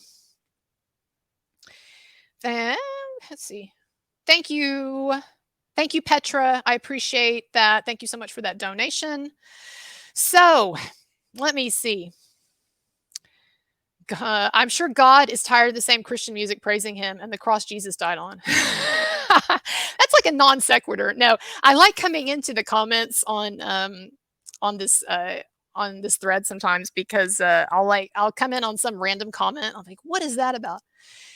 Yeah, well, of course, I know I'm not going to make any friends in the Marilyn Manson community talking about God, but I'm pretty sure that Manson believes in a higher power. So, some of you who take issue with God, you might want to check in with your boy and see where he's at on that topic, because I see a lot more hostility to the notion of God among some Manson supporters than I perceive in Manson himself. So, I don't know.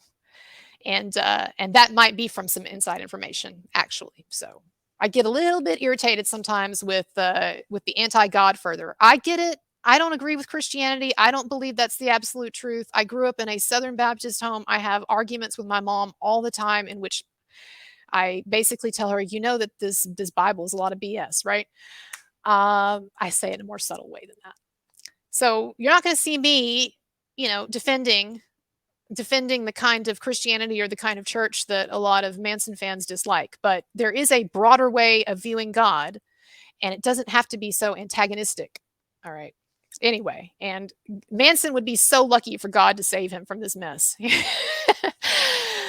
He would. I would, and I hope that happens. And what do I know? I could come back here in 5 years, and we could talk to you, and it could turn out that everything I said was wrong. He's put out a great album. It was amazing. A bunch of his fans rushed back in and they bought it, and it got a lot of great buzz. And then he does a tour and he makes a lot of money. And people say, well, he's doing an album. He's touring again. I guess things are okay. And by that time, society has kind of gotten tired of this Me Too stuff, and they're willing to sort of give people more of a pass on those types of allegations. And so he's able to kind of slide by, and he's able to, over time, build up his reputation, put out more music, do more tours, and then finally in 10 years he'll be at a place that feels okay. It could be, and I'm not here to be a Debbie Downer about it, but I just don't think so. So anyway, that's the last I'm going to say on that. I'll probably never bring it up again, but I had to get that off my chest, and that is what I think. So someone says, are you going to join Threads? It's better than Twitter. I don't even know what that is. So I'm at the point now where I'm really considering getting on Rumble. I had heard a lot of negative things about Rumble, that like for instance, Andrea Burkhart told me that she got on there and she had made like 17 cents. And it doesn't seem like traditionally Rumble, has typically it gets nearly the views that YouTube does. But I've been hearing lately that Rumble is getting better, that it's getting more and more views, more people are going over there, more people are watching, and that there are people making money there. And so I'm going to be looking into that. As far as a Twitter alternative, I think I'm fine with that, but I do need, I think, a YouTube alternative, because the YouTube stuff, as I've talked about, it's really hit or miss. Sometimes they'll review videos of mine for monetization. Sometimes they won't. There was that last month where they didn't review any of my stuff, and I just lost all that money that I would have made. And that was that great month where I was getting all those Rammstein interviews and getting hundreds of thousands of views, and none of that was monetized. So it's like, yeah, I've gotten 300,000 views this month and made $40. So, I mean, from the YouTube, right? But they've started monetizing my stuff now more. So they monetize things now about half the time. So I don't know what is up with them, y'all. Let me tell you, I think YouTube is the biggest crock of shit. And I think that their monetization review is such bullshit. I posted a video. I didn't make it public. I was posting it unlisted just to test it and see if it would get a copyright infringement or not, because I used some copyrighted material. Well, anyway, the point is, I posted the video. I accidentally posted it twice. So it was the same video, literally same video, same. I didn't put any descriptors in or anything. I literally the same video posted twice. And do you want to know what? The first time I posted it, it was not approved for monetization. And the second time it was. And we're talking about automatic monetization. So automatic monetization means that the algorithm is scanning it.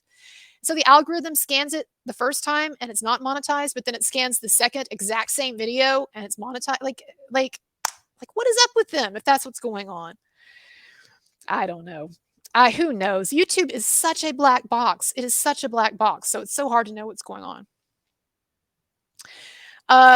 You said, so what are you getting at? You were saying that so many things that are probably always going to happen. What's your bottom line? My bottom line is that he comes out and he fucking fights and he starts talking and he goes on camera and he gets a real PR push.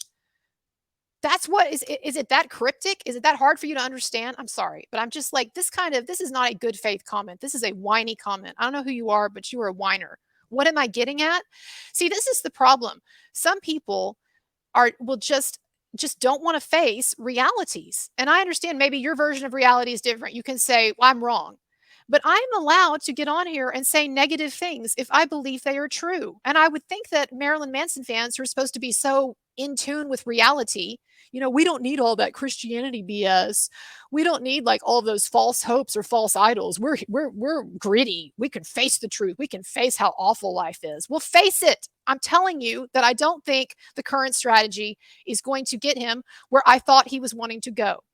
Now, I do understand why he might disagree with me or why he might choose another strategy. And I also can't say what I would do in his situation. It's certainly very easy for me to sit here and say, be braver, whatever. Yes, it is to a degree, except actually I'm going to piss off a lot of Manson fans saying it. So I'm actually trying to be brave here.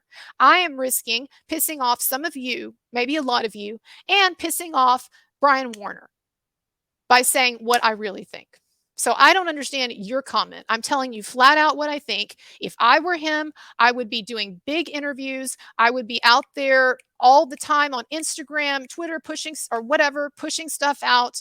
I would be hooked up with a PR agency that would be pushing stories really heavy, like we got, for that. It seemed like there was a week there when Evan Rachel Wood came out and said that stuff, when she came out with that stupid disclosure about having to give up her kid, where there were some hard-hitting stories. There was that big Daily Mail blurb. There was that big Fox News story. There were other stories. I don't know what was going on behind the scenes, but something was going on there because there was some stuff getting pushed out. But that seems to have stopped. That was like a month or so ago, and it's just been dead quiet. Okay? So I'm being very obvious. I don't know how to make it any more obvious to you what I think he should do. I think he should try to go through the fire and not around it. And I think that he should be willing to risk a lot for the big stuff. His reputation, his career. I mean, I think ultimately he's not going to get the kind of career relaunch that he wants from the way things are going. And I don't think he should be settling all these cases either. I did not like the Esme Bianco settlement. I understood why he had to do it. I gritted my teeth. I got on. I was positive about it as much as I could be, but I don't want to see all of these cases get settled. Am I crazy? I guess so. I guess I'm just nuts. So you can make a YouTube show and you can promote your ideas, but on my YouTube show, I'm going to say what I think is the case. It's probably the first time I've ever yelled at my audience before. I should probably get off before I'm just completely alienating everyone. So enough of that. Let's talk about Jonah Hill. No, I did want to talk about Manson, about Johnny Depp a little. Johnny Depp actually is an example of someone who, has been coming out and doing some stuff. He took a huge risk in that UK trial. And yeah, that didn't end up working out for him, but then the Virginia one did. But that was a huge risk, and he did some print interviews, and then with this con thing, he's been out doing interviews, he's been out talking about it and stuff. So, I mean, Johnny Depp's been taking a very proactive approach. I'd like to see a little more of that from Manson. If he doesn't want to come out charging, but at least doing a little more. But anyway, the media, they're never gonna back off about the Johnny Depp thing, even, and that's expected, right? You're never going to get the mainstream media just to be like, just totally like, okay, I guess Johnny Depp was right. And so it does seem like one of the ways that the media have been trying to hurt Johnny Depp is by hurting his daughter, Lily Rose Depp. And I'm with that umbrella guy on this. The reaction to The Idol, it has been so out of proportion to reality.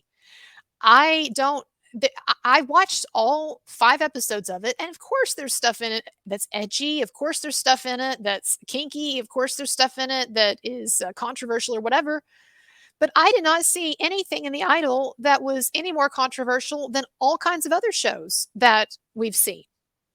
And I could give you a long list of them. I mean, I mentioned Game of Thrones. You've got multiple sexual assaults in that. You've got someone who gets his dick cut off. And, people are like, well, whatever, it's a guy, we don't care. I mean, can you imagine a TV show where a woman is genitally mutilated and everybody's just like, oh, that's interesting. There's a huge double standard at work there. That you had Game of Thrones where a guy got his dick cut off and it's kind of like a punchline. It's like funny. Oh, he got his dick cut off. So yes, there's a lot of stuff, Ryan Murphy, pick any Ryan Murphy show, whether we're talking Nip Tuck or American Horror Story or whatever. And you're going to see stuff that's much more offensive or shocking or disturbing or whatever, true crime. I mean, whatever. So anyone who tells me that The Idol is the worst, that we've ever seen or whatever, I'm just not going to buy that. Now, yes, you can say that you don't think that it's good that we have some of this stuff prevalent in our culture, that TV has gotten too edgy, it's too racy, there's too much kink or whatever. Okay, we can have that discussion, but and that's a more valid discussion. But to say that this is something new that we've never seen before, or that and to have this kind of hysterical outrage about this show, I don't get it. And I don't think I thought the show was good. I understand some people say they thought it wasn't good, but there have been a lot of shows that I thought were worse than this, and that have gotten far less criticism. And so to me, it's very, very strange. And I think some of it has to do with the fact that it's Lily Rose Depp. There's this dislike for Johnny Depp, for his daughter, and this attempt to shame her and to shame the people involved in this. And so I don't like that. I don't understand it. And so that's annoying. And yeah, I think it's annoying that Amber Heard has some defenders online who are hailing this great comeback of hers, but also I think that's a lot of hot air. The thing is, most people, the vast majority of people, are still on Johnny Depp's side. despite what these Amber Heard simps would have you believe, there's not been some great reawakening where people have turned around and reevaluated the Johnny Depp Amber Heard case, and they've realized that Amber Heard actually was correct. No, I understand that that's what her PR team and that's what her online simps are trying to promote, and some feminists like Charlotte Proudman, but that's just not the case. Johnny Depp won that narrative, and even though they're going to keep trying to get at him in various ways, he won it, and he's moving on, and he's going to make more films. I don't know if he's going to have some big blockbuster movie like Pirates of the Caribbean, but it seems like that's now his choice, because it seems like there are people who want him to do that, and that he would be able to do that if he wanted to. So he's back. He's back, but they're still going to try to get at him in whatever ways they can. And so again, I understand people saying, well, we don't like all this sexual, some people might say perversity or kink or whatever on TV. Well, that's fine, but don't act like it just started with the Idol. Okay, because it's been going on for decades. I watched Nip Tuck in 2001 or 2 when I was in college, and that show had all kinds of crazy stuff. I mean, it's been going on forever. So don't act like it's just some new thing. I have to think, I don't often play the race card, or I don't often attribute things to racism, but I have to think that there's a little bit of something going on where people are uncomfortable seeing an interracial couple doing the stuff that Lily Rose Depp and The Weeknd were doing. I just think so. And I could be wrong about that, but I think that's some of what's going on there too. And people wouldn't even realize it. Like, it's not that people are consciously, when they watch a scene with The Weeknd and Lily Rose Depp, I don't think most people are consciously thinking, this is making me uncomfortable because it's a kind of a ghetto looking black guy with a skinny princess looking white girl. I don't think that they're thinking that. I think they just think, ew, it's gross. Ooh, it's putting me off. But I think there's some of that in there. I do, for some people. So, and y'all know I don't play the race card on stuff, and I really actually tend to very much dislike narratives that that rely on this idea of racism. But I think there's a little something going on with that too. But no matter, Johnny Depp, I think that he has cleared the bar. I think that he is moving on, and I think I think he's in the clear, more or less. Now, I'm a little disappointed that Johnny Depp has never come out and said anything for his supposed best friend or former best friend, Marilyn Manson, when Johnny Depp was getting canceled, and Marilyn Manson came out and said he's being unfairly crucified.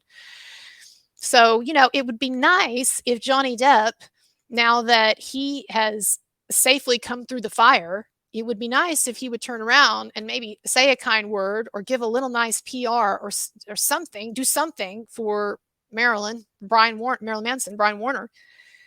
But, for whatever reason, it doesn't like that's going to happen. So, okay. Maybe I can piss off Johnny Depp supporters right now too, since I pissed off Marilyn Manson supporters. Oh man, I don't know. It's real easy to be brave when you're sitting where I'm sitting, except, I take a lot of hits too. I have people like even going after my family now. I hear through the grapevine that they're tracking down like where my sister works, and they're thinking about how they can use that to get at me. And I've had people posting really cringe things about me online, some stuff that I didn't particularly want out there. I worry some days that I don't worry, but I do think some days that someone could actually kill me. Some crazy Evan Rachel Wood fan, or someone that I pissed off the wrong way, could do a Larry Flint on me and I end up in a wheelchair. Like, these things actually do go through my head. I don't think they're going to happen. I hope they don't. But like, I take some risk in what I'm doing, but I also have, less to risk. I did throw away, a career that I, for a while, was hoping to have in academia. There's no way I could ever have that career again doing what I'm doing now. I mean, there's a lot of ways in which the stuff that I put on the internet has ruined my professional chances for any kind of a different career. And now, not entirely, but in a lot of ways, right? Imagine I go apply for a respectable job at a lot of places, and they look me up and they see that I'm defending rapists online and stuff, supposedly, right? So yeah, you could say it's easy for you to say this stuff, but not really. It isn't exactly. So keep that in mind too. What happened to Larry Flint was sobering. Might be why M is watching his steps. It's true. No, it's true. It's true. Yeah. And I mean, Manson is in a mess. This is, this is probably the first time in my entire 2.5 years of covering him that I've shown any frustration with anything that he's done, because I have been so understanding and sympathetic toward the fact that he's in a terrible position with landmines all over the place and booby traps all over the place, and just utterly besieged. I mean, I think that he's got to be traumatized to some degree. So again, I think that the reason I'm to this point of frustration is just because I do not see I any other way for him to get to where I think he's wanting to go. But I also recognize that we can disagree on that, and that it's his life. And part of that being his life is that he's got to do what he's got to do, and he's got to live his own individual narrative and stay true to the beat of his own drum. But I have to do the same thing. And um yeah, I have to do the same thing. And it's not just the Manson thing. I mean, I say a lot of unpopular stuff about all kinds of stuff. Okay, Jonah Hill. Jonah Hill, I look at those texts and I think, in isolation, without any kind of larger context, those texts, they look like a guy who's a controlling boyfriend that I wouldn't want to date. He seems like he's got some issues. But we're looking at just a few texts that are completely decontextualized because we don't have any larger context. We don't know anything about this woman. This woman could be like the most like trashy, manipulative, promiscuous, whatever. And maybe that's why he's trying to talk to her about some of this stuff, because maybe they have some kind of a really bad history where, I don't know, she's cheated on him, or she's flirted with guys, or she's tried to use her connection with Jonah Hill to promote her own, swimsuit pictures or whatever. Like, I don't know. And so I reserve judgment. Yes, I look at those messages from him and I think, it seems a little weird. Although it's nice that he says, hey, if this is not cool with you, you do your thing, and we'll part ways. Like, I do think in a relationship, you have the choice to stay or leave. But at the same time, there are certain patterns and behaviors in relationships that are healthy and that are less healthy. And there are certain patterns that are narcissistic. And so, just in isolation, I look at those texts from him and I think, well, I see some red flags here. But I also don't see where he's some horrible guy. I see where I see where he's telling her, this is what I want. It's cool if you don't want it. We'll go our separate ways. And also, I recognize that I'm getting absolutely no context. And also, this woman, his accuser, she seems like a ridiculous person to me. I looked at her Instagram and I see where, apart from the Jonah Hill text that she's posting, I see where she's posting all of this stuff, just totally reveling in her newfound notoriety. And that turns me off. I tell y'all, the quickest way to lose my sympathy, if you're one of these accusers, one of these Me Too accusers, the quickest way to lose my sympathy is when I see that you're using you're basking in your accusations and in your newfound celebrity, like you're enjoying it, right? There should be no enjoyment in this. And when there is such obvious enjoyment and such obvious self promotion and self celebration and gloating, then I say, man, there's really something wrong here. And it's very hard then for me to take the allegation seriously. And so with Jonah Hill, where I really come to with all of this is that it doesn't matter if he's a bad boyfriend. It doesn't even matter if he has NPD. It doesn't matter, because he doesn't have to be a great boyfriend for me to watch The Wolf of Wall Street or to watch Superbad or whatever. And if we're going to start, sorry, I just spit. I'm really getting worked out and spitting, like an old time revival preacher. That's what I grew up with. I grew up being scared to death of going to hell. So, I mean, I understand some of you have real problems with Christianity, because I was so scared of God and hell when I was a little girl. I got it in my head that because of all this like dark stuff that I was exposed to with this church upbringing, and there was a lot of good stuff too, and I think people minimize that, they don't understand that. But with some of this dark stuff, I got it in my head when I was a little girl that if I didn't pray constantly, that God was going to make something bad happen. It was kind of an OCD compulsion, and so I would pray. I went through a period where I would pray for hours on my knees every night. until my knees would hurt and I would cry because I was so tired. And my mom would come in there, I'd just be weeping. I've got to keep praying and God's going to punish me. So, I mean, I get it. I get those of you who have issues with the church and Christianity and stuff because it's got a lot of dark stuff in there. But anyway. So, but anyway, Jonah Hill, it shouldn't matter. It shouldn't matter. And if we're going to hold movie stars and actors and artists to the standard that they cannot be bad boyfriends and girlfriends, then we're not going to have hardly anyone. Because I guarantee you, most of the people that you like, most of the artists, most of the writers and stuff, a lot of them are shitty people. You know, if so, let me just tell you, if we're going to start holding everybody to this Jonah Hill standard, and we're going to cancel people who are not good boyfriends or good girlfriends, then you should look at your list of top 10 favorite artists or top 10 favorite musicians or top 10 favorite actors, and you need to cross out at least 60% of those. Just to be fair. You do. And that's where we're going with all of this, and it's gross, and it's wrong, and it's just not healthy. So anyway, that's all I have to say about him. And then that brings me then to, what was the last thing? Colleen Ballinger. I think I already said a little bit about that. I tried to watch Swoop. Is that how you say it? Is it Swoop or Swoop? I don't know. The blue-haired lady, the pretty blue-haired lady. She did a 3-hour takedown piece on Colleen Ballinger. And she talks to some of her accusers, and she went over basically like all of the reasons, I guess, why she thinks Colleen needs to be canceled. And I tried to watch that, y'all. I and I just admit this is just a failure of mine, okay? I failed.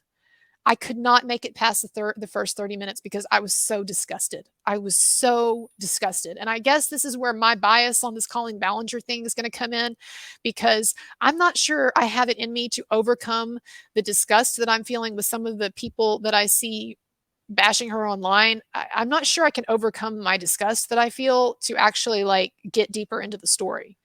So that's why I'm not doing a video on it or anything, is because I recognize that I have not done the amount of research that I need to do to speak on this.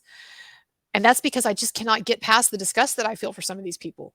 I watched the first 30 minutes of that Swoop video. And this was before she even started talking to Adam McIntyre. I stopped watching when Adam McIntyre came on because he disgusted me so much. And I'll tell you why in a moment. But I was just like, if this is her main accuser, I just can't. I can't. But the Swoop, I watched that thing for 30 fucking minutes. And I'm sorry, I don't care how long your video is. I don't care if your video is 20 hours long. If you cannot get to some kind of a tangible point in the first 30 minutes, then I'm tired of it. The first 30 minutes of that Swoop video, it was literally nothing but Swoop using Colleen Ballinger's, some of her art out of context against her, and making assertions about her that I frankly thought were extremely unfair and ridiculous. And I'll just give you one little example. Swoop talked about how Colleen Ballinger has said that the inspiration for one of her biggest acts, maybe it's the Miranda Sings thing, I don't know, but Colleen Ballinger said that the inspiration for one of her biggest performances or her biggest acts or whatever, it was that Colleen Ballinger at some point encountered an awkward 16-year-old, and that 16-year-old, and Colleen Ballinger doesn't name that person, and there's no way that person could know that they're being talked about or whatever. So it's not any kind of bullying. If you just say a 16-year-old, that's not bullying, okay? Because there's lots of 16-year-olds. If you say John Smith, or if you say my 16-year-old cousin, okay, then it gets a little, then okay, I can see where it's more embarrassing. But there's nothing bullying about saying, oh, there was this awkward 16-year-old. But Colleen Ballinger said that she, according to Swoop, that she got the inspiration for one of her biggest skits from this awkward encounter with this teenager who kind of acted weird and awkward, and Colleen thought, oh, that'd be kind of funny for a skit. Swoop just kept pounding on that and saying that that was evidence that Colleen Ballinger exploits children, because she exploited this poor 16-year-old. She exploited her social awkwardness for her own gain. And she kept saying, exploited a child. She exploited a child. I understand a 16-year-old is a minor, but it's not a child, okay? And some of you are going to get mad about that, but I'm just never going to concede that a 16-year-old is a child. A 16-year-old is a minor, and a 16-year-old is not the same as an 18-year-old or 20-year-old or whatever. But I remember being 16, people, and I was very, very sheltered. I grew up in a Southern Baptist church. I wasn't even allowed to date. I wasn't allowed to, I didn't drink, I didn't have sex, I didn't do anything. I was completely sheltered. And I'm sorry, I remember being 16 and I wasn't a child. Okay. And so this idea that Swoop just kept pounding on it. She exploits children. She exploits children. Look, she took this 16-year-old, she exploited her and stuff. And then the rest of that first 30 minutes was Swoop just nitpicking things about Colleen Ballinger's art that she doesn't like. It was the same thing they do to Manson. It was the same thing they did to Lindemann. It's the same BS. Now, I understand that there are specific things that Colleen Ballinger did, such as talking to teenagers on this thread where she occasionally said something, sexual. No one is claiming that she actually was trying to do anything sexual with children or was sexualizing children or minors or that she was grooming in the real sense of the word anyone. No one's suggesting that, right? What they're saying, though, is, well, it's just inappropriate discussion. Okay, I get that. But it's so mixed in with all this other BS. It's a real turnoff for me. And so I watched the first 30 minutes of that Swoop thing, and there was literally not one thing of actual substance brought up. And so if it's like, I've been sitting here 30 minutes. Sorry, it's my cat. I've been sitting here 30 minutes and I've seen nothing. Like, come on. And then finally, after the first 30 minutes, Swoop brings on the Adam McIntyre guy. And she and this is apparently Colleen Ballinger's main accuser. And I was so disgusted by Adam McIntyre because he was just grinning from ear to ear, and his attitude, and by the way, it's not just limited to the Swoop video. I've seen this elsewhere with him online. His attitude was like, yes, it's my moment. I'm here. We're going to get Colleen. I'm going to get all this fame. People are looking at me. Woo! I mean, he wasn't literally doing this, but it was very obvious. His face was glowing and he was like laughing and giggling and stuff. You just turn me off when you do that shit. I just can't take you seriously. I cannot take you seriously. Just like I said about Jonah Hill's accuser. Can't take her seriously when she's so obviously basking in her notoriety. And then you have Colleen Ballinger's ex-husband and all these other people who are trying to jump on the bandwagon, and the ex-husband saying, oh, she gaslit me. Of course, that's what everyone who gets a divorce says. Everyone thinks they were gaslit, probably because everyone to some degree is gaslit. If you're in a relationship, then you're gaslighting each other sometimes. Because everybody's got their own perspective. And yes, what we're trying to do in relationships is at times we're trying to force our perspective on other people. So, there's real gaslighting, there's actual intense narcissistic gaslighting. And then there's the way that this word is being used now in society, which is just kind of this general, for, oh, well, I had some issues in my relationship. She gaslit me. But this ex-husband crawls out of the woodwork and is saying all this stuff online. But then he's like, oh, I don't want anyone to think that I'm here for clout. I'm not trying to resurrect my YouTube career. Wink, wink. But here's my YouTube channel. But anyway, I'm not trying to do that. No. It's just, I'm just trying to stand up for the children.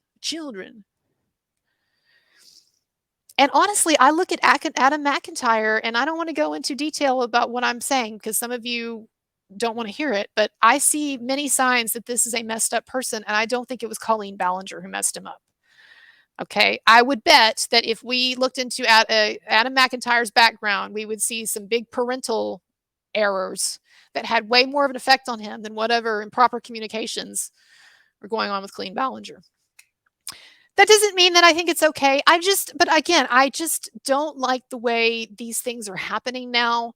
And what I really don't like is how there's no sense of discernment when it comes to these allegations. Because look at the blackface fiasco. Like I said, last week, there were all these accusations and all these articles about blackface and how Colleen Ballinger is performing in blackface and she's a racist. And it turns out that was absolute BS.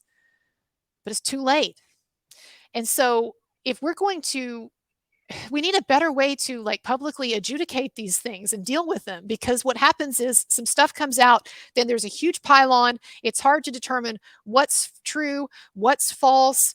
Adam McIntyre claiming that she sent him at one point, Colleen Ballinger sent him some nudes of another woman, not for sexual purposes, but to kind of make fun of her or whatever. Well, he says that he hasn't produced the nudes. Like, how do we know, really? Like, how do we know? I know there's been some text conversations that have been produced, but there's just a lot of stuff that gets mixed in here. And so I'm very mistrustful of a rush to judgment. And I'm also very mistrustful of all of these people who seem like they jump on the bandwagon. Yes, for clout, and yes, for public exposure, and maybe for vengeance, and for a lot of other reasons. And that doesn't mean that Colleen Ballinger didn't do some inappropriate things. And that doesn't mean that she shouldn't receive some degree of social censure. But what happens in a lot of these situations, as you know, is that people start getting canceled. And I saw where Ballinger's August show, Swoop was gloating over the fact that Ballinger had a show in August of some kind, and that it got canceled. And Swoop was like gloating over it, like, it started. We're going to destroy her. And I'm going to get a lot of views in the process. That's what it looks like to me. Anyway, yeah, it's 4:10. So I've got a little time left before I need to go and be with my mom. I've dropped about 500 bombs today. So, I'm going to look through some of your comments now and see. What is this? What's going on in here? Tug Simp. Are you talking to me, or are you talking to the moderator? I have zero interest in any kind of feud that some of you have going with others of you. So that's not like a judgment on anyone, but I don't have time for it. I don't have time for it. So I don't know what's going on there, but I love you, Tug Simp, and I love everybody in this. So please, let's chill. RL Froze said, yes, she's still a nut.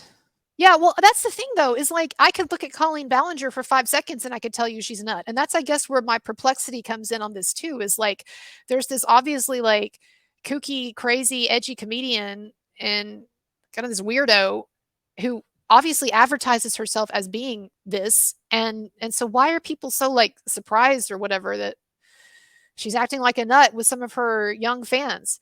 And also, there's an extent to which I don't think it's fair to hold people to new standards, to newly established standards. And so she said that some of these conversations were in the past. We know that things have gotten, even in the last year or two, they've gotten a lot stricter in society about the kinds of interactions that people think you should be able to have with teenagers and so forth. So like, also there's an extent to which I would have to ask, is this stuff that she's been doing very recently since these standards have changed, or is this stuff that now is getting dragged out from her past to try to cancel her, to try to uplift these accusers who have YouTube channels and social media stuff and who have, their own stuff to promote? I don't know.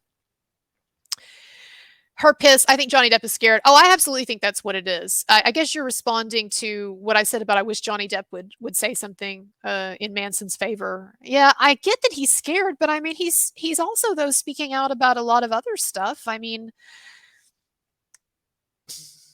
well, I mean, he must be scared because there's no other reason I can come up with, because I've not heard anything about any falling out that he's had with Manson. And I noticed that when Johnny Depp was at Cannes, he was wearing a ring that I'd been told that Manson had given him. And so like, I think that they're like, I don't think there's been any falling out or anything. So I guess the only reason that I can think of that he hasn't said anything is that he's scared, or maybe that he thinks, or it could be that he thinks maybe that I don't know, Manson doesn't want that, or who knows? I don't know these people. I don't know the interactions or the dynamics. All I can say is just from my own outside perspective,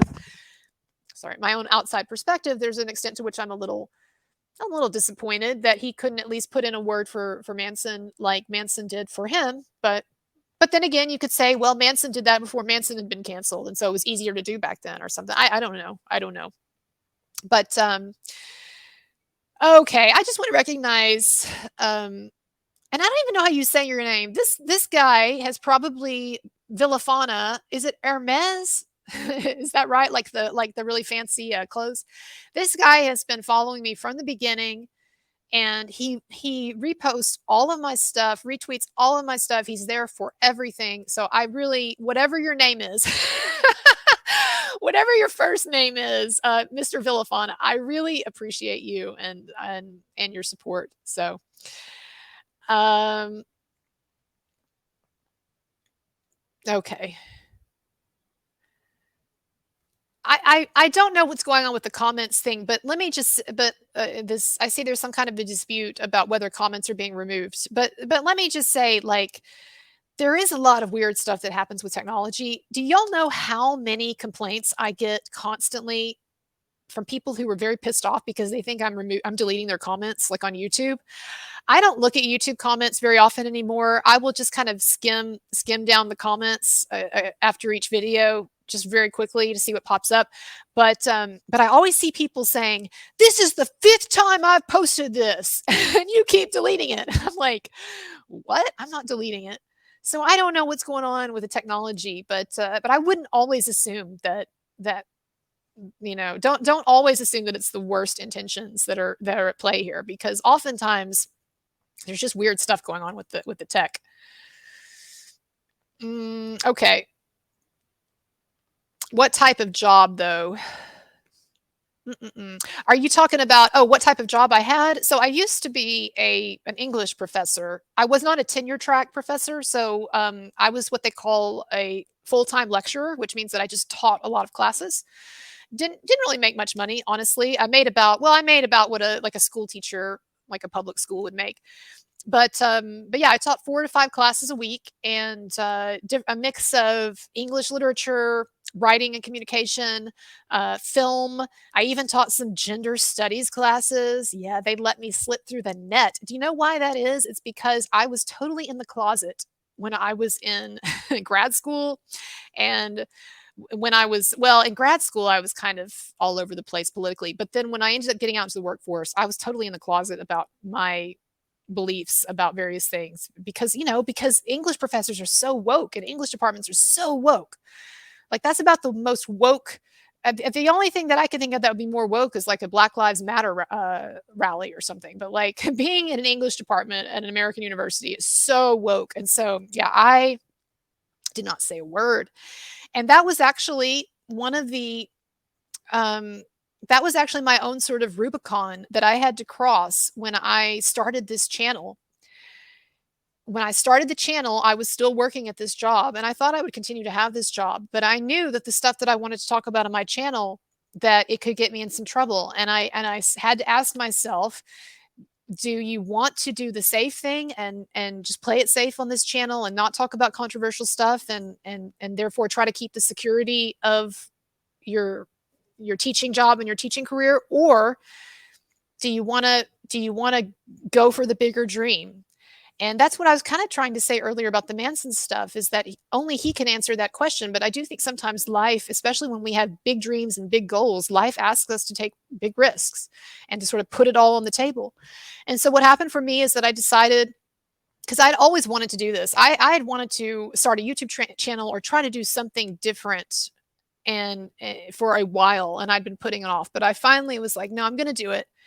And then what ended up happening is that 2 or 3 months after I started my channel, uh, 2 or 3 months after I started my channel, I found out they were eliminating my job. And it was me, but it was also like 6 other people in my department for administrative reasons, budget reasons, I don't know. But it wasn't anything personal, but they let all of us go.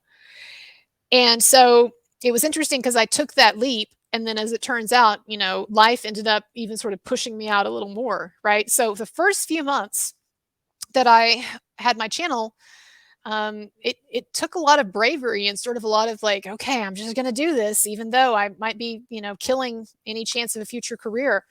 And then as it turned out, when I ended up getting fired, then it was like, well, okay, I'm going to go on full on then. I guess this is like a sign from the universe that sometimes, the universe will close off certain paths when it's pushing you to do something else. And so I felt like there was a kind of a synchronicity in it, that when I had finally gotten to the point where I was ready to start taking chances and ready to try something new, then it was like I lost my job. And so it was kind of like validation in a way.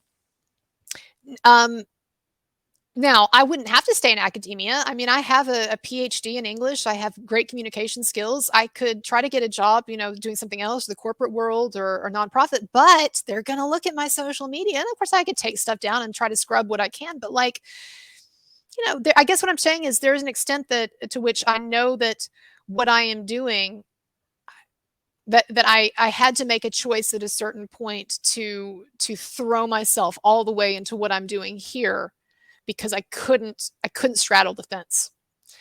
And I guess that is my concern for Manson, for Brian Warner, is that he may be trying to straddle a fence, or even kind of retreating to one side of a fence, when I think he needs to be going all the way over. But again, not my life. And he needs to, the worst thing would be for him to do something because I'm saying you should do it. I don't believe that for anyone. We should all, I believe my foundational ethical and moral guideline above all else is that you should live your own life. I think it's better to fuck up your own life than to live it for someone else. I would rather fuck up my life than have a more successful life that is not mine, that is just doing what someone else wants me to do. So yes, I'm sort of radically libertarian in that way, and maybe that's not the right way to be. There is that scene in Batman, in The Dark Knight Rises. I don't know if you remembered or not, when Christian Bale is he's thrown into this pit. Do you remember when Bane has him taken to the pit and thrown into this pit, and it's this huge prison, but it's a giant pit. And so there's just all of these guys down there in this hell. It's really like a hell, right? It's kind of an allegory in a way for hell. And so Christian Bale, Batman, is thrown into this pit with all these criminals, and there's no way out except, if you'll remember, there's this wall that you can, theoretically, that you could climb to get out of the pit. Sort of like, have you seen the rock climbing walls? I'll give you a link for the scene. When I get off here, you can look at it if you don't know what I'm talking about. I'm not going to show it because it'll ruin my copyright, but I put it in the comments.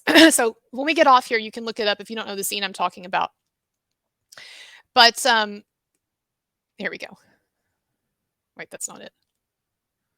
There we go.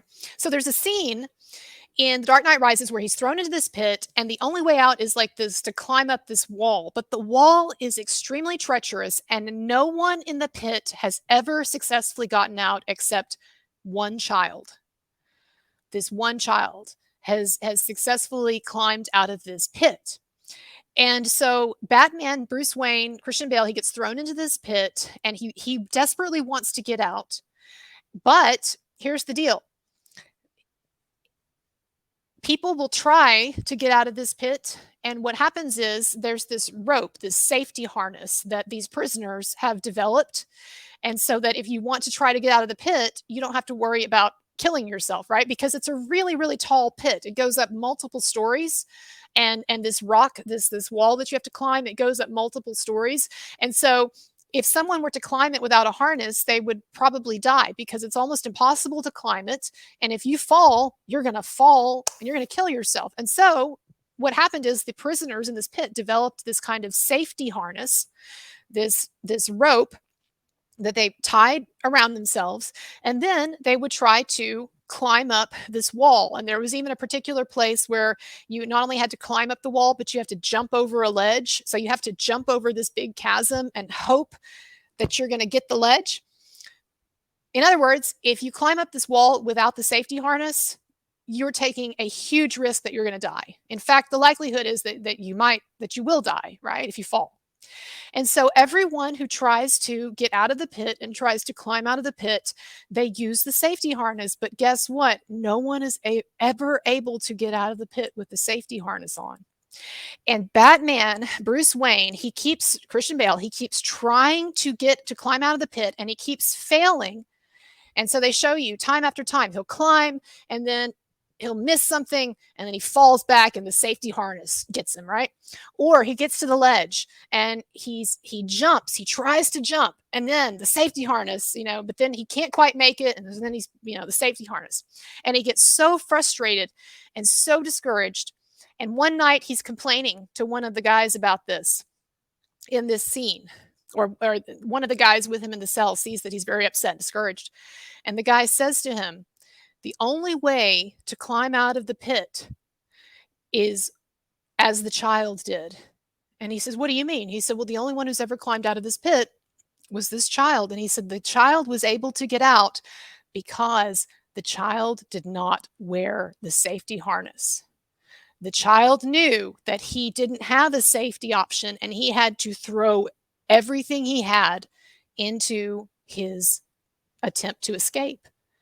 And when you are up against a wall and when you take the safety harness off and you really go for it, that is sometimes the only way that you can actually climb out of the hole.